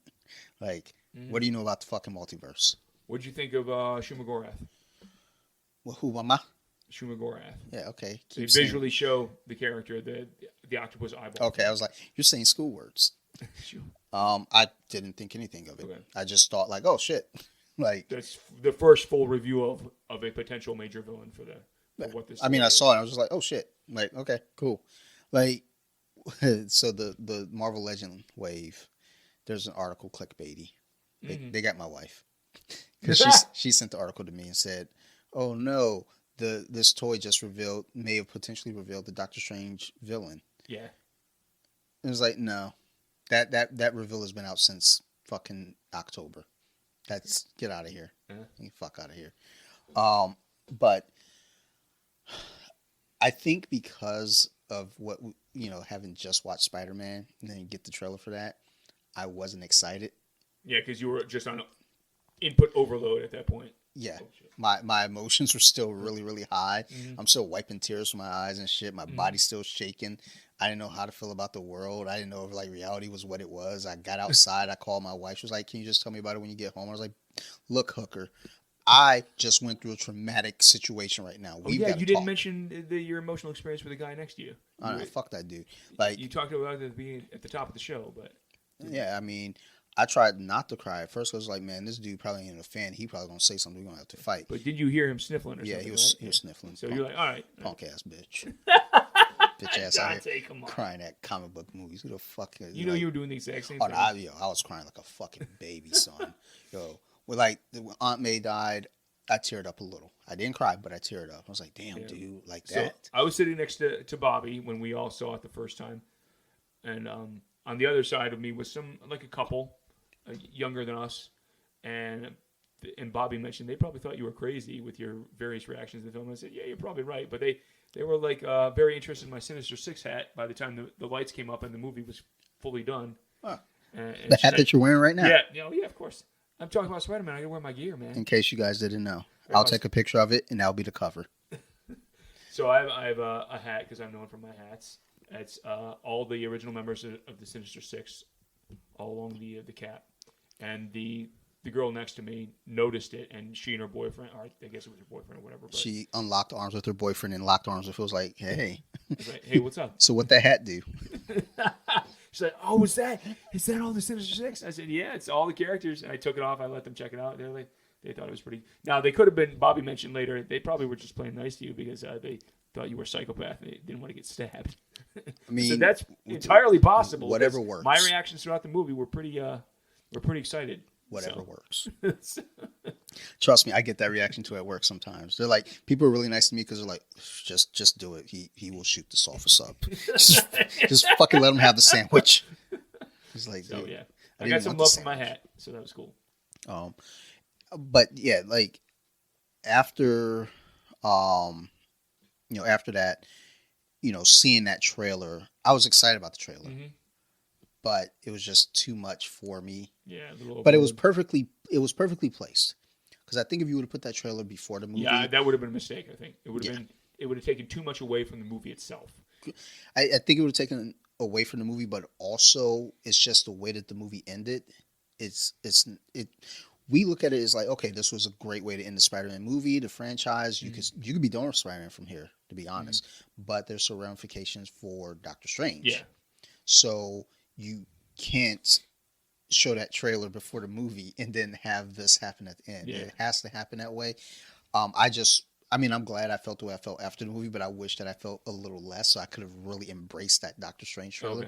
Because I even watched it when it popped up on YouTube last week. Okay. And I was still not blown away by it, but it's not because it did anything wrong. It's just like, as I'm watching it, it kind of took me back to those emotions of Spider-Man. I was like, damn, dude, am I going to be fucking like shook when I go to see Doctor Strange? Like sitting there like fucking twitching? Like, so prior, we've already discussed like the What If show, and out of all the Disney Plus Marvel stuff, that's probably the one I like the least. And not because it's animated format, but we already discussed it. You check out the old episode. What episode was that? One of the last Nerdcast episode we did was covering What If. Yeah, it was. I kind of tore that show apart. There's little bits of it all. I feel like I was like, I'm going to be completely honest. I think I had a bit of wine because I do not remember that episode. Yeah, you might have been drinking a little bit, but anyway. I what do you think of couple mugs here tonight. The other major thing they teased in the Doctor Strange trailer? They showed what appeared to be the Dark Doctor Strange. From that multiverse coming in through that further legitimizes What If being tied to the core MCU. So, two things. Because that brings up a point we talked about in What If. Thing number one. I don't like that anyone can just make websites and write the news. Mm-hmm. I would much rather hear stuff from the actual executives and people, or the people behind the scenes involved. Making stuff. Yep. Because there are people saying like certain things about the film right now, and it's like I feel like that wouldn't be a source close. Now, I've posted from what's the one site that we've got this covered? I think it is. That's the one I strictly avoid because they tend to be the worst. The funny thing about that, though, and I always hear that, and I post, but I don't really look. Mm-hmm. But there have been things that I've posted from them that have been correct. And I remember hearing so many people say, no, they're all clickbait. I don't know because I don't click. Mm-hmm. But I have posted, like, you'll see the article title, and it'll say this, and it is, in fact, this. I actually haven't seen them around in a while. I think, the way the algorithm works, you don't go to something for a while, and it just goes away. They've kind of dropped off my feed as well. I haven't seen their site. Anything posted by them in a very long time. It could just be that like people got sick of them, and they just went away. COVID, maybe, I don't know, something. but the whole thing with now connecting that to What If, I'm not mad at it at all. I just worry. Because I don't want to get too heavy-handed over there with that What If world. And I mean, they already kind of have because we're doing the multiverse. So it's already heavy-handed in that pocket already. It's just now you have to tread lightly. Because, yes, you bring that Doctor Strange, and that's fine. Because that does make sense if you bring that Doctor Strange out. But what else comes with that? That's the other thing I wanted to touch on because they show secrets. They hint at a possible wedding with Christine in the trailer, and we already know at least from the What If show that canonized Christine's death as being an infallible point in multiverse capacity, which her death did not happen in the core MCU. Correct. So what does that mean? So I'm okay with them toying with that and really twisting that around. I'm okay with that. I think it will add more character depth right now to Dr. Stephen Strange right now. And that's a very complex character as is. Yeah, already. So you don't really need to add more. but it does kind of put the heart to this character. And that's fine. I'm okay with that. What I'm not okay with is if we again get to what they did in the actual What If show, the Guardians of the Multiverse bullshit. I don't think they're gonna do that. No, I don't think they will either. I think that's why they kept that to animation.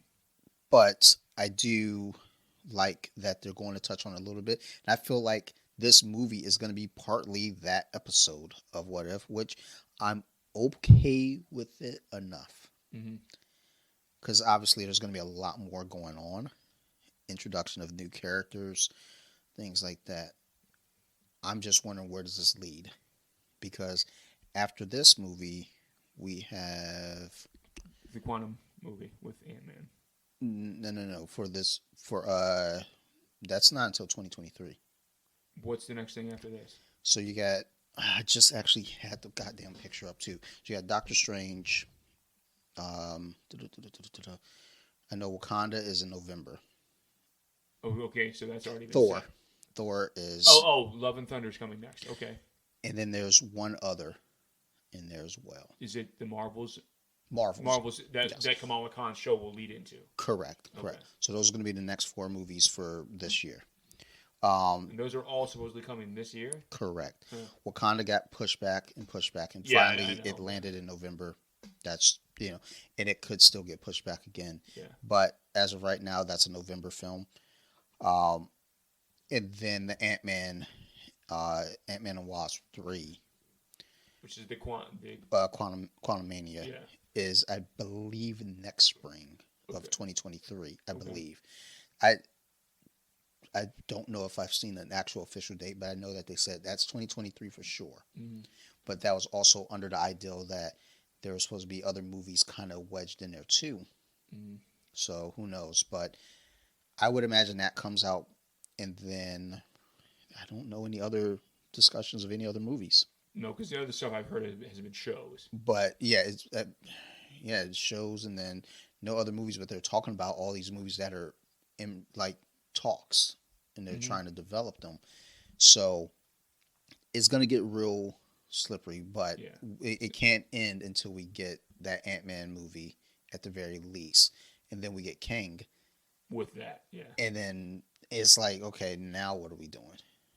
So Kang's, after whatever happens with Multiverse of Madness, correct. Kang is the next big bad we have to look forward to in future MCU stuff. Correct. That takes from Loki. And then from there, I think. Now you're getting way far on prediction. Yeah. So I know Fantastic Four is eventually going to come. Yeah, that's the only thing that I know for a fact is Guardians. Yeah, and the Guardians Volume 3, which will probably at least touch from Blood and Thunder. I think they're both supposed Guardians Volume 3, is supposed to be 2023 as well. Okay.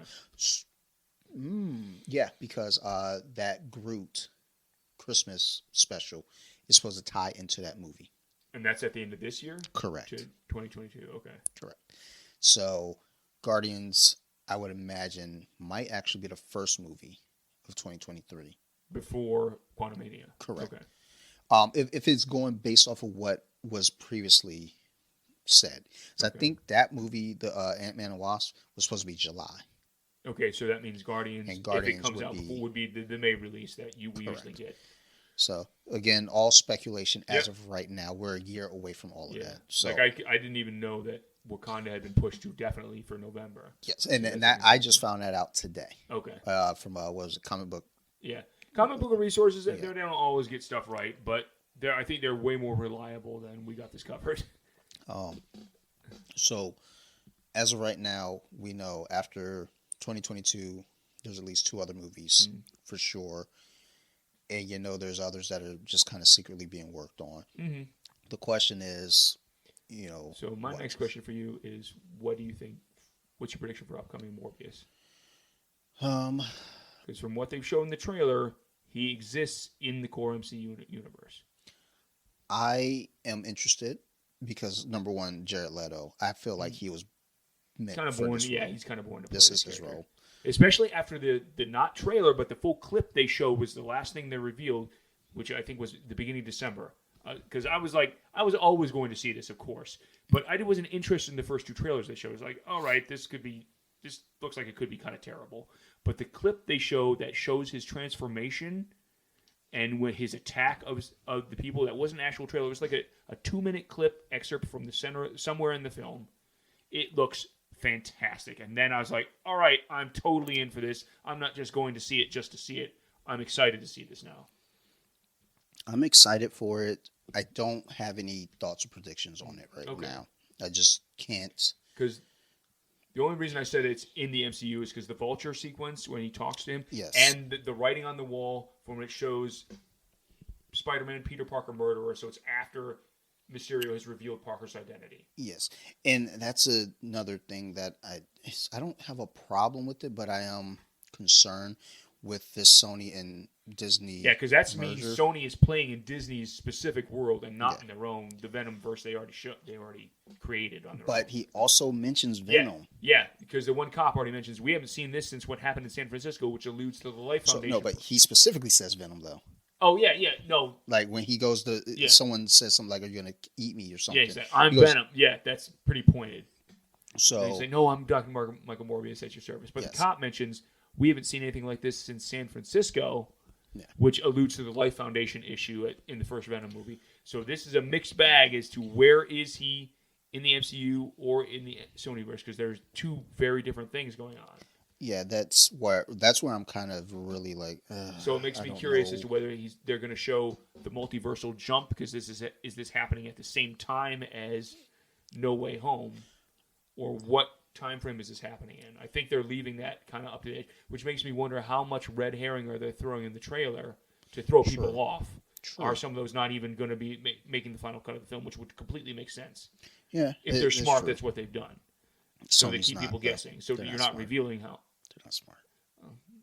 It's Sony, so whatever. Well, it's not Fox though. Yeah, it's true. Sony. And what I can't remember is Marvel helping them on this production, or is this completely on their own like Venom was? I don't know. Because I can't remember from the credits as to whether, because obviously No Way Home is a hand shaking, is one hand scratching the back, basically. Yeah. MCU perfectly working alongside Sony. Yes. Get this out. I mean, Morbius is a much smaller property. Is that just Sony by itself, again, like it was with the two Venom movies? Or is it, and even the last Venom movie with the mid-credit scene, they obviously we're gearing up to No Way Home. Yeah. I mean, I think with Morbius, I think it started off as kind of an ideal, like, look, we're just going to do this. And as things kind of moved along, they probably shifted what they were going to do. So I think Morbius is still done by Sony, under Sony, but there's kind of a tie-in where they're going to, like, look, we'll leave the door. Because Keaton's definitely showing up. We'll leave this door open because, we there's stuff to be handled here. Yeah. Have they said who Matt Smith is playing? Because he's a known actor that shows up in the trailer. No, who Matt Smith is. He's one of the guys from... he's one of the Doctor Who guys. He was in in Terminator Genesis. You'd recognize him if you saw his picture. He's a British guy, but he's a known actor. So he's giving Phil the look of like just a blank stare. Okay. Well, he's a big enough actor that he's got to play somebody semi-major in this movie for them to get him on board. Daniel Craig was a stormtrooper, so yeah, but everybody was a stormtrooper because they wanted to be a stormtrooper. Well, I'm just saying, as a gag. It wasn't. Sometimes people just say, "Hey, I want to be involved because I like this project, but I don't have to be major. I just want to say I was in it." Because I've heard a lot of rumors about who Matt Smith could be. Everything from like Norman Osborn, which would completely make sense. It'd be kind of cool, like a version of Norman. I don't know. Really, I haven't heard a whole lot about Morbius. Okay. I didn't even realize it was coming out until last month. Yeah. And I was like, oh, shit, it is actually coming out in January now. Or actually, I'm sorry, November is when it became clear. It's coming out in January. Yep. Okay, word. Let's rock and roll. Versus, a lot of other things. It's like, okay, I'm aware. I think most comic book properties, though, that aren't even in an MCU at this point for me, I am not paying attention to. Gotcha. I didn't realize the Batman was coming out in March. Yeah, I'm super excited for that. But I'm excited, but I'm also like, look, man, when Dark Knight came out, I was excited for it. And after Heath Ledger passed, and everybody got on this, oh, we got to go see it because blah blah blah blah blah blah. You bitch, you only going to see it because it was Heath Ledger's last one. You're not going to see it because you care. So I didn't go see it because I'm a dummy, and I actually watched a bootleg copy of it at my old job because I worked nights and I was trying to watch it. It's such a dark film. I couldn't see it anyway. I was like, this movie's trash. So on one of my days off, when it finally comes out, I go and buy it. And like many other movies, like Homecoming, I bought it and it stayed in the cellophane. I didn't watch it for like months. Wow. And then there was one afternoon I was home because I worked nights, so I'm home. I was like, look, I'm awake. I turned it on. I watched it on this little 13-inch TV. And I was like, dude, I don't want to tell anyone, but this fucking movie's really good. I don't want to let people know I liked it, though. And then I just caved. I was like, look, man, it was really fucking good. Okay, I liked it. Fucking Heath Ledger nailed it. Had you previously seen Batman Begins? Yeah. Okay. So, and that was one that, like that? Okay. I loved it. I did. Well, my uncle regifted Batman Begins to me. I know it was a regift. He didn't just buy me Batman Begins. Somebody bought him Batman Begins. He didn't care about it, so he gave it to me. I'm on to you, Bruce. I'm on to you. So he gives me this, and Sarah and I, we were like, because Batman and Robin, was the last taste of Batman we had. I was like, jeez, I think I'm done with this. So we're looking at Batman Begins. I read the back of it. And this was like a random night. We've had this movie now for months. I look at it and I was like, let's give it a try. Watched it, was like, holy shit, that was so fucking good. And then that summer they did the Comic-Con, San Diego Comic-Con. They had the sound clip of Heath Ledger's Joker. Oh, yeah. That sounds amazing. And I remember Sarah's best friend is a huge Heath Ledger fan. At least she says she is. And I was like, he's playing Joker. And she's a big Batman fan. She's like, I don't know about that. And I was like, no, just fucking give it a try. Like, it sounds really good. Just wait it out and we'll see. And, leading up to it, just still business as usual. I don't know about that. I don't think he's going to make a good Joker. I don't think he's cut out for the Joker. It was like just. She's basically reiterating what the general public said at the time. I don't know that. Well, I don't think that she had heard anything. But yeah, she was kind of. Basically, she is the general public, so she was saying that this was off her own. I don't think he's. But she loves him as an actor. But she was like, I don't think he's going to be a good Joker. And I was like, okay, well, we'll see. Then January 22nd of that year, of the following year, they announced he passed away. Did she see it before? No. Okay. So, wait, I'm forgetting. He passed away before it was released. Correct. That's right. Yeah. So, and she, I told my wife, and then she told her, because none of them had known yet. Because this was like the early days, still kind of the internet, where, like, there's you didn't necessarily hear everything every 5 minutes. Yeah. Yes, and I don't even know how I heard. I think because at that time I was just glued to my computer. Yeah, I think I heard it like a morning newscast on radio the next day or something. I was like, oh shit. But. And then that's kind of where, you start hearing the snowball effect. Oh, no, we got to go see it. And it was like them saying, well, I was a big fan of them and, like, I got to go see it. And I was like, oh, God, just go see the movie because you want to see the fucking movie. Like, just leave it at that. They saw it. They enjoyed it. I did not see it for a very long time. So Sarah saw it before you did? No, her friend. Okay. But I saw it eventually. I was like, dude, I really loved it. And I'm not sure how we got to this point. But, that's how we do here. Y'all love it. So anyhow. We're talking about the release of the new Batman. But yeah, like, I'll check it out. For sure. I'm probably not going to go to the theater. Okay. Like, because, I mean, like we've discussed, I don't really do the theater a whole lot. And I did see Sing 2, because I was like, look, my daughter's always like, Dad, can we have a daddy-daughter day? I was like, let's go see Sing 2. She was excited. She's still not built for movie theaters. She's too wiggly. She can't fucking sit down for a fucking movie. I think she's young. I think part of there are other kids there though that were sitting down. I think there are kids. I don't know if there are any kids in there. Like no, it sounded like the way you described it before we started the show. It sounded like you guys pretty much had the theater to yourselves. Well, there are two other families there. I believe they're younger kids. I don't know, but I didn't hear anyone else talking. My kid is like yammering. Chatterbox. But she. Yeah, I think part of it though, when we watch movies here, like she can. Yeah, she has freedom. She doesn't know any different. Yeah. So, but she's gonna be that person as you get older at the movie theater. They just steadily talking. It's like, oh shut the fuck up. I'm watching a movie. But no, I went to see that, and it was fine. My back was hurting, though, because of the chairs. Scream 5, I'm going to figure out a time to go see it. I just got to, maybe like midday when, motherfuckers are at work. Yeah. I'm off during the week anyway, so try to go see it like on an afternoon, and definitely, fewer people available. I can't wait. Yeah. And then Morbius, I'm going to consider doing theater, but again, same predicament. But the only one I know for a fact I'm going to see no matter what is Doctor Strange. Yeah. And then what's after that again that we say? Thor. You said Wakanda would be next. Well, right? Wakanda's going to be end of the year. November. Well, when was Blood and Thunder supposed to come out? I thought Blood and Thunder. So Blood and Thunder was actually supposed to be the May release. Yeah, and they pushed it. And Doctor Strange is supposed to be a March release. Yeah. So then they both got pushed. So it's going to be Doctor Strange. Well, that's because of Batman. It's going to be Doctor Strange, and then I don't think they're scared. I don't think they're scared of it. I think because they did some reshoots and added more people in. They're talking about more cameos being added. The multiverse, yeah. Yes. So I honestly don't think that they have any fear right now of any other studios putting out a movie on what dates. And honestly, I don't. It's funny because it's like, so we'll take this to the Spider-Man discussion again.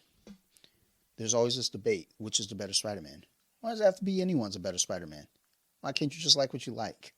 Why can't they all equally be good? Same thing when it's like, well, if Batman comes out on the same weekend as Doctor Strange, which they weren't scheduled for the same weekend. No. They were scheduled two weeks apart. In March, yeah. But say they both came out the same weekend. Why can't they both do equally well? I mean, most people aren't going to see two movies that week, but one might do great one weekend and the other one does great the next week. I mean, remember... The numbers impact sales and the sales impact... I mean, remember Civil War and BVS were supposed to come out the same weekend. And that got changed. Yeah. And it wasn't Civil War that moved. It was BVS, yeah. Yes. Now, they did move earlier, and that was a very clear, hey, we're trying to avoid them. Versus if they moved further ahead, it could have just been production. Yeah. But they said, we're coming out earlier. Yeah. Okay. So, but honestly, I don't think they're worried about... I think more people are worried about coming out when a Marvel movie's coming out than Marvel is about anyone else coming out. Yeah, probably. Well, for the most part. So, like if Ant-Man's coming out, most people are like, well, fuck that. I'll put my movie out anyway. This is Ant-Man. I ain't scared no motherfucking ants. I think Quantumania is going to be more of a shock for people than they realize. But I think the build-up for that's going to be so good that people are going to be aware and want to see this movie. But I think that's how these movies are now.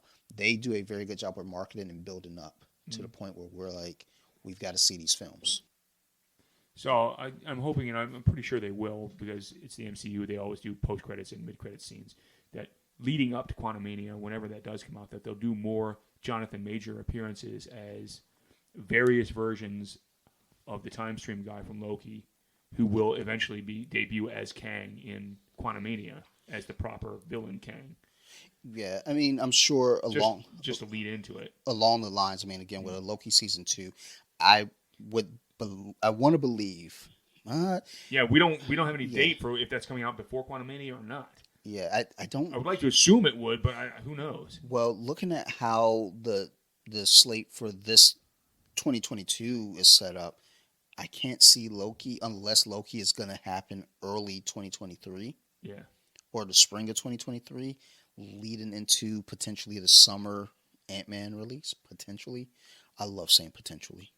So we'll see. But that would be interesting to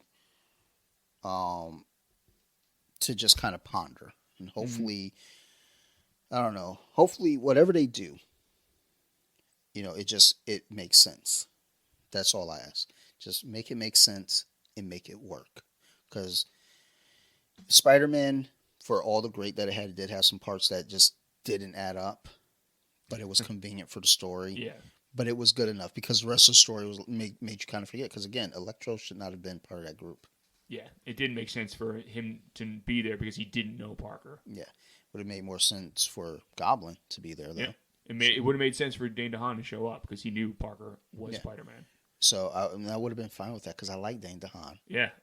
That would have been I liked awesome. his version of the Goblin more than I liked the original Jamie Foxx interpretation of Electro. So what's funny is when we were getting the initial trailers and, they show the Goblin, the pumpkin bomb, I was like, well, look, yes, that's the Willem Dafoe bomb, but we haven't actually seen the Goblin yet, so we don't know. That could be the bomb. Yeah. But that it could be Dane DeHaan showing up. And that was my hope. But I'm glad we got what we got. Because God damn it, dude, that fucking old motherfucker pulled that shit off. And he did the stunts. Dafoe is an amazing actor. Yeah. Like, I'm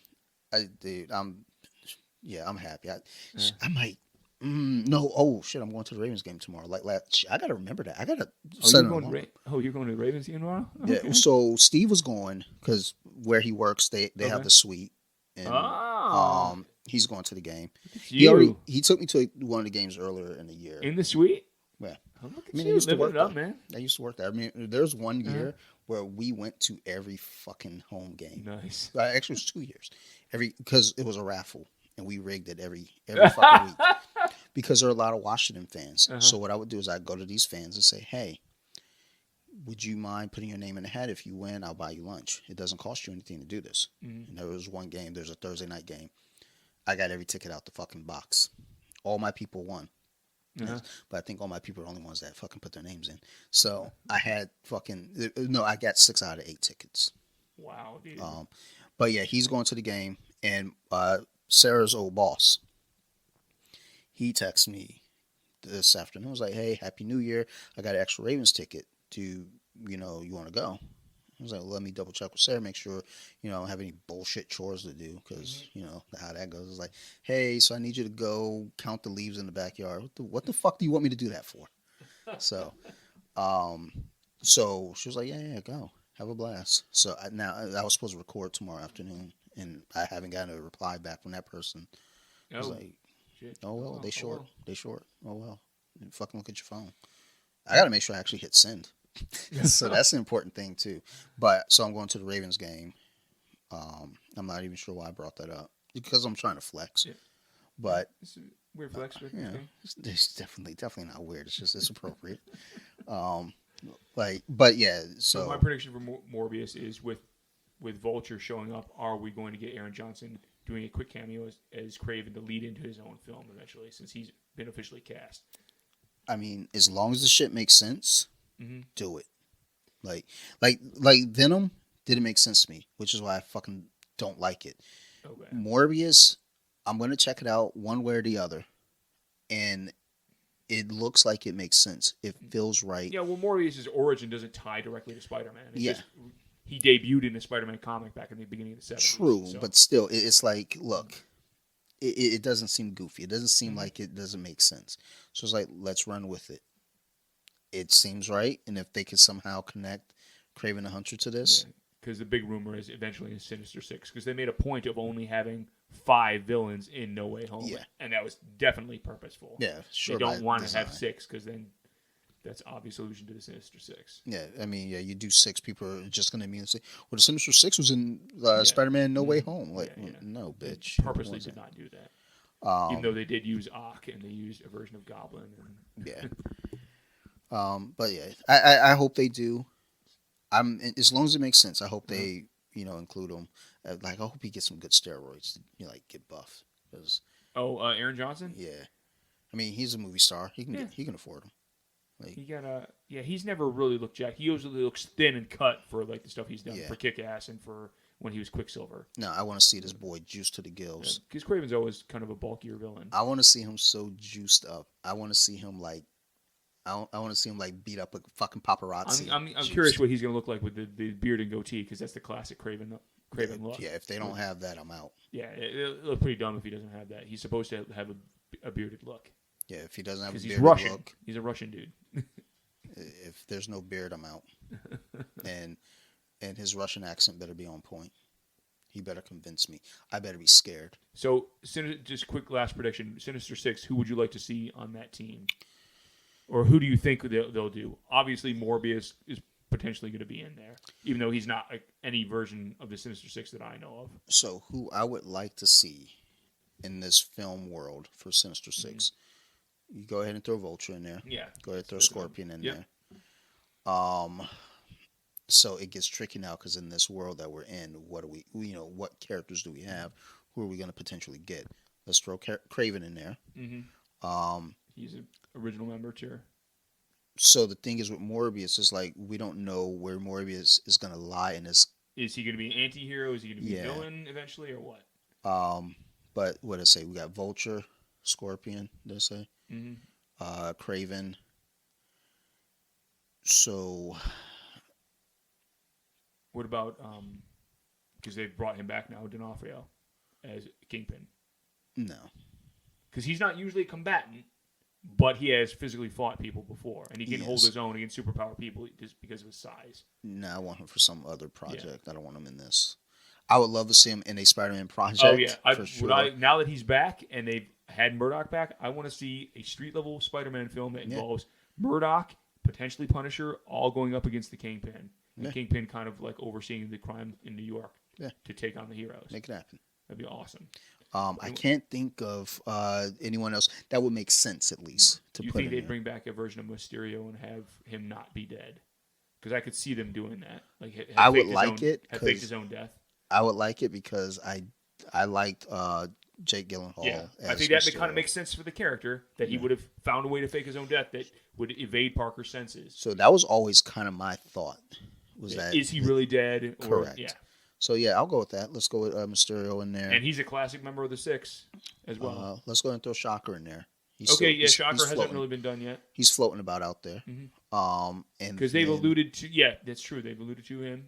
Oh no, he was in Homecoming. What about their version of potentially Prowler? I was just about to say Prowler. Let's put Donald Glover back in there. And if they're eventually going to introduce Miles, they're going to want his uncle in there, so it makes sense. So let's do it with that group. That's it. If they don't do it, I'm gonna be pissed as shit, and I won't go see the next Spider-Man.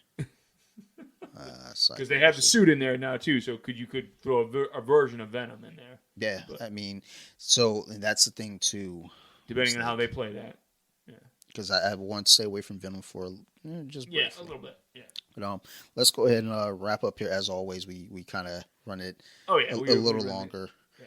But I mean, if I cut out my random rants, then it actually probably would cut down to about 2 hours.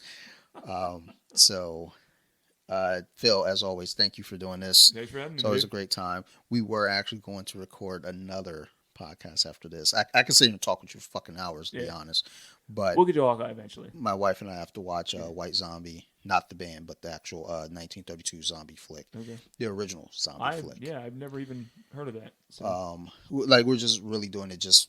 Because you want to do the zombie episode. We have our run of the zombie flicks already kind of taken care of, but we want to do that and then World War Z to kind of wrap it up. Okay. And then we're going to kind of jot down some talking points and notes, but it would just not be right to do this without talking about at least what was considered the very first zombie flick, but also it was different than what we know as a zombie flick today, and even George A. Romero's version. So... I should, at the end of this, just as kind of a teaser, because the first episode... We got the first episode coming. That first episode's coming out this Friday, January 7th. I should put a teaser at the end of this after... Let me hit you with some post-credits, so stick around, bitches. Stay tuned, folks. I'm saying that, but I'm going to be honest, I'm lazy as fuck. I probably won't. But we'll see. What's it called? What's the new show called? Fuck, what is it called? So you like horror? Thank you. You knew what it was called. You should just say I'm in this fucking show. Dude, I run the show and I don't know the name of it, dude. So this is going to be the debut show coming out on Friday. The official debut. Debut. There are 2 other there were episodes.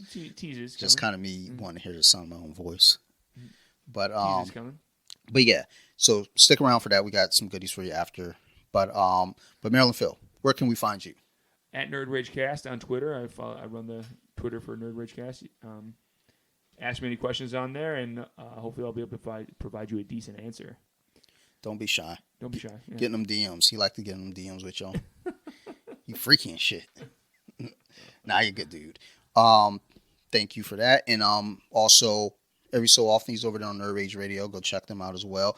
I mean, they making big moves like with like number 8 in Australia. So, yeah, we were in the top 10 in the UK. Yeah, it's like, hey, don't sleep on Nerd Rage. Yeah. It's like we're making moves. When I was looking popularity, I was looking on Podbean at the other shows that I follow within the network, and then Nerd Rage. It's like it's Nerd Rage, which is far ahead of me. Then I'm number 2. And that made me feel good because I was looking at the others like, oh, y'all motherfuckers ain't even on my level. Oh, shit. Off the Mats is making moves. It's. I mean, I don't think it's so much because BJJ Wiki has a following already. Yeah. So I don't think it's them helping you out a little bit. Yeah. I don't know. Like, I wouldn't listen to the show. Oh, come on. No, really. It's like, because it's just kind of like, for me, it's a little too everywhere. Like, I like my shit like, hey, this is a podcast about a certain subject matter. This is a podcast about comic books. This is a podcast about, but then I listen to Dunkel's show, The Shaded Corner. That shit is all over the place. Dude, but I love that. I love that dynamic. So go listen. Yeah, big shout out to Dunkel over at The Shaded Corner. Go check him out on Instagram. That's actually the name of his Instagram, at The Shaded Corner. It's a great fucking show. He and his wife. I actually find great enjoyment listening to them. It just feels right. I listen to them and I feel like, you know what? This is what I needed for my week. Also, big shout out to a new podcast I've been listening to called the Razzle Dazzle Podcast. I believe I mentioned them before. Is that the Razzle Dazzle like the candy that turns into the gum? Or is it? Absolutely not. Razzle Dazzle in reference to a catchphrase from the TV show Lost. Ah, okay. From season 3, characters named Nikki and Paolo. Okay. They, were add-on characters later on. Gotcha. And they weren't very well received, but they had their own flashback episode, and the one character, she was an actress, and that was her catchphrase in the show. Razzle Dazzle. Dude, it was so good. But but basically their show's called Razzle Dazzle, the Razzle Dazzle Podcast, and it's about Lost. It's a very good show. Their commentary on the show is very... You go episode by episode? Yes. Gotcha. And it's so good. Like, it's so good. I used to, watch the episode and listen to the podcast kind of... Now I just said, fuck that. Fuck watching. I'm just going to listen. You're well-versed in the show already. Yeah. And they do such a good job at describing everything and then doing the spoilers. Yeah. So go check them out. I don't know if they have an Instagram account. Shut Up Nut is the one young lady.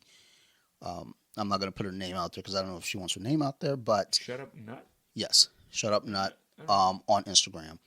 So go check them out, the Razzle Dazzle Podcast. And also, they were the Colorado listeners, along with my good friend Eric and Allie, who runs Armbar Attic. So go check them out as well. And if you all have any questions, concerns, feel free to reach out to me, Off the Mats Podcast, or bjj.wiki. As always, thank you so much. I love you guys very, very much. I know last episode I didn't do the proper send-off because, I don't know. I think I've just been doing it so much I fucking forget. I'm old. But thank you, as always. Love you guys. You guys keep listening. I'll keep making the show. Bye.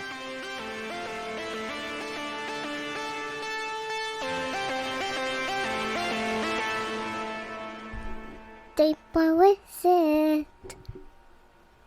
Now let me sing a song. A horror film is one that seeks to elicit fear or disgust in its audience for entertainment purposes. Initially inspired by literature from authors such as Edgar Allan Poe, Bram Stoker, and Mary Shelley, horror has existed as a film genre for more than a century. Horror may also overlap with the fantasy, supernatural fiction, and thriller genres. Plots within the horror genre often involve the intrusion of an evil force, event, or personages into the everyday world, and may deal with the transgressive topics or themes. Prevalent elements include death, the supernatural, cults, possession, monsters, religion and folklore, dystopian or apocalyptic worlds, mental disorders, gore and torture, cannibalism, and of course serial killers.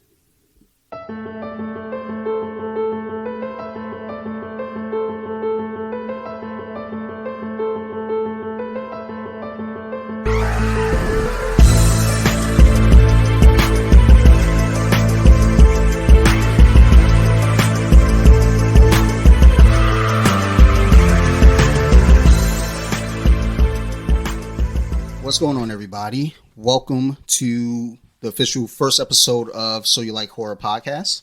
Wow, that sounds weird. So You Like Horror Podcast. So do you like horror podcast? I like that little pause in there. We'll workshop. All right. So the way this podcast is going to work, it's a monthly thing. I have Off the Mats. That's weekly. I have Columpton. That's fucking weekly also. So this one, we're going to do it monthly. Once a month, I'm going to have rotating guest hosts. First guest that's going to be on here is going to be my wife. We're going to be working on episode 2 for February. She's to my left. Her name is Sarah Beth.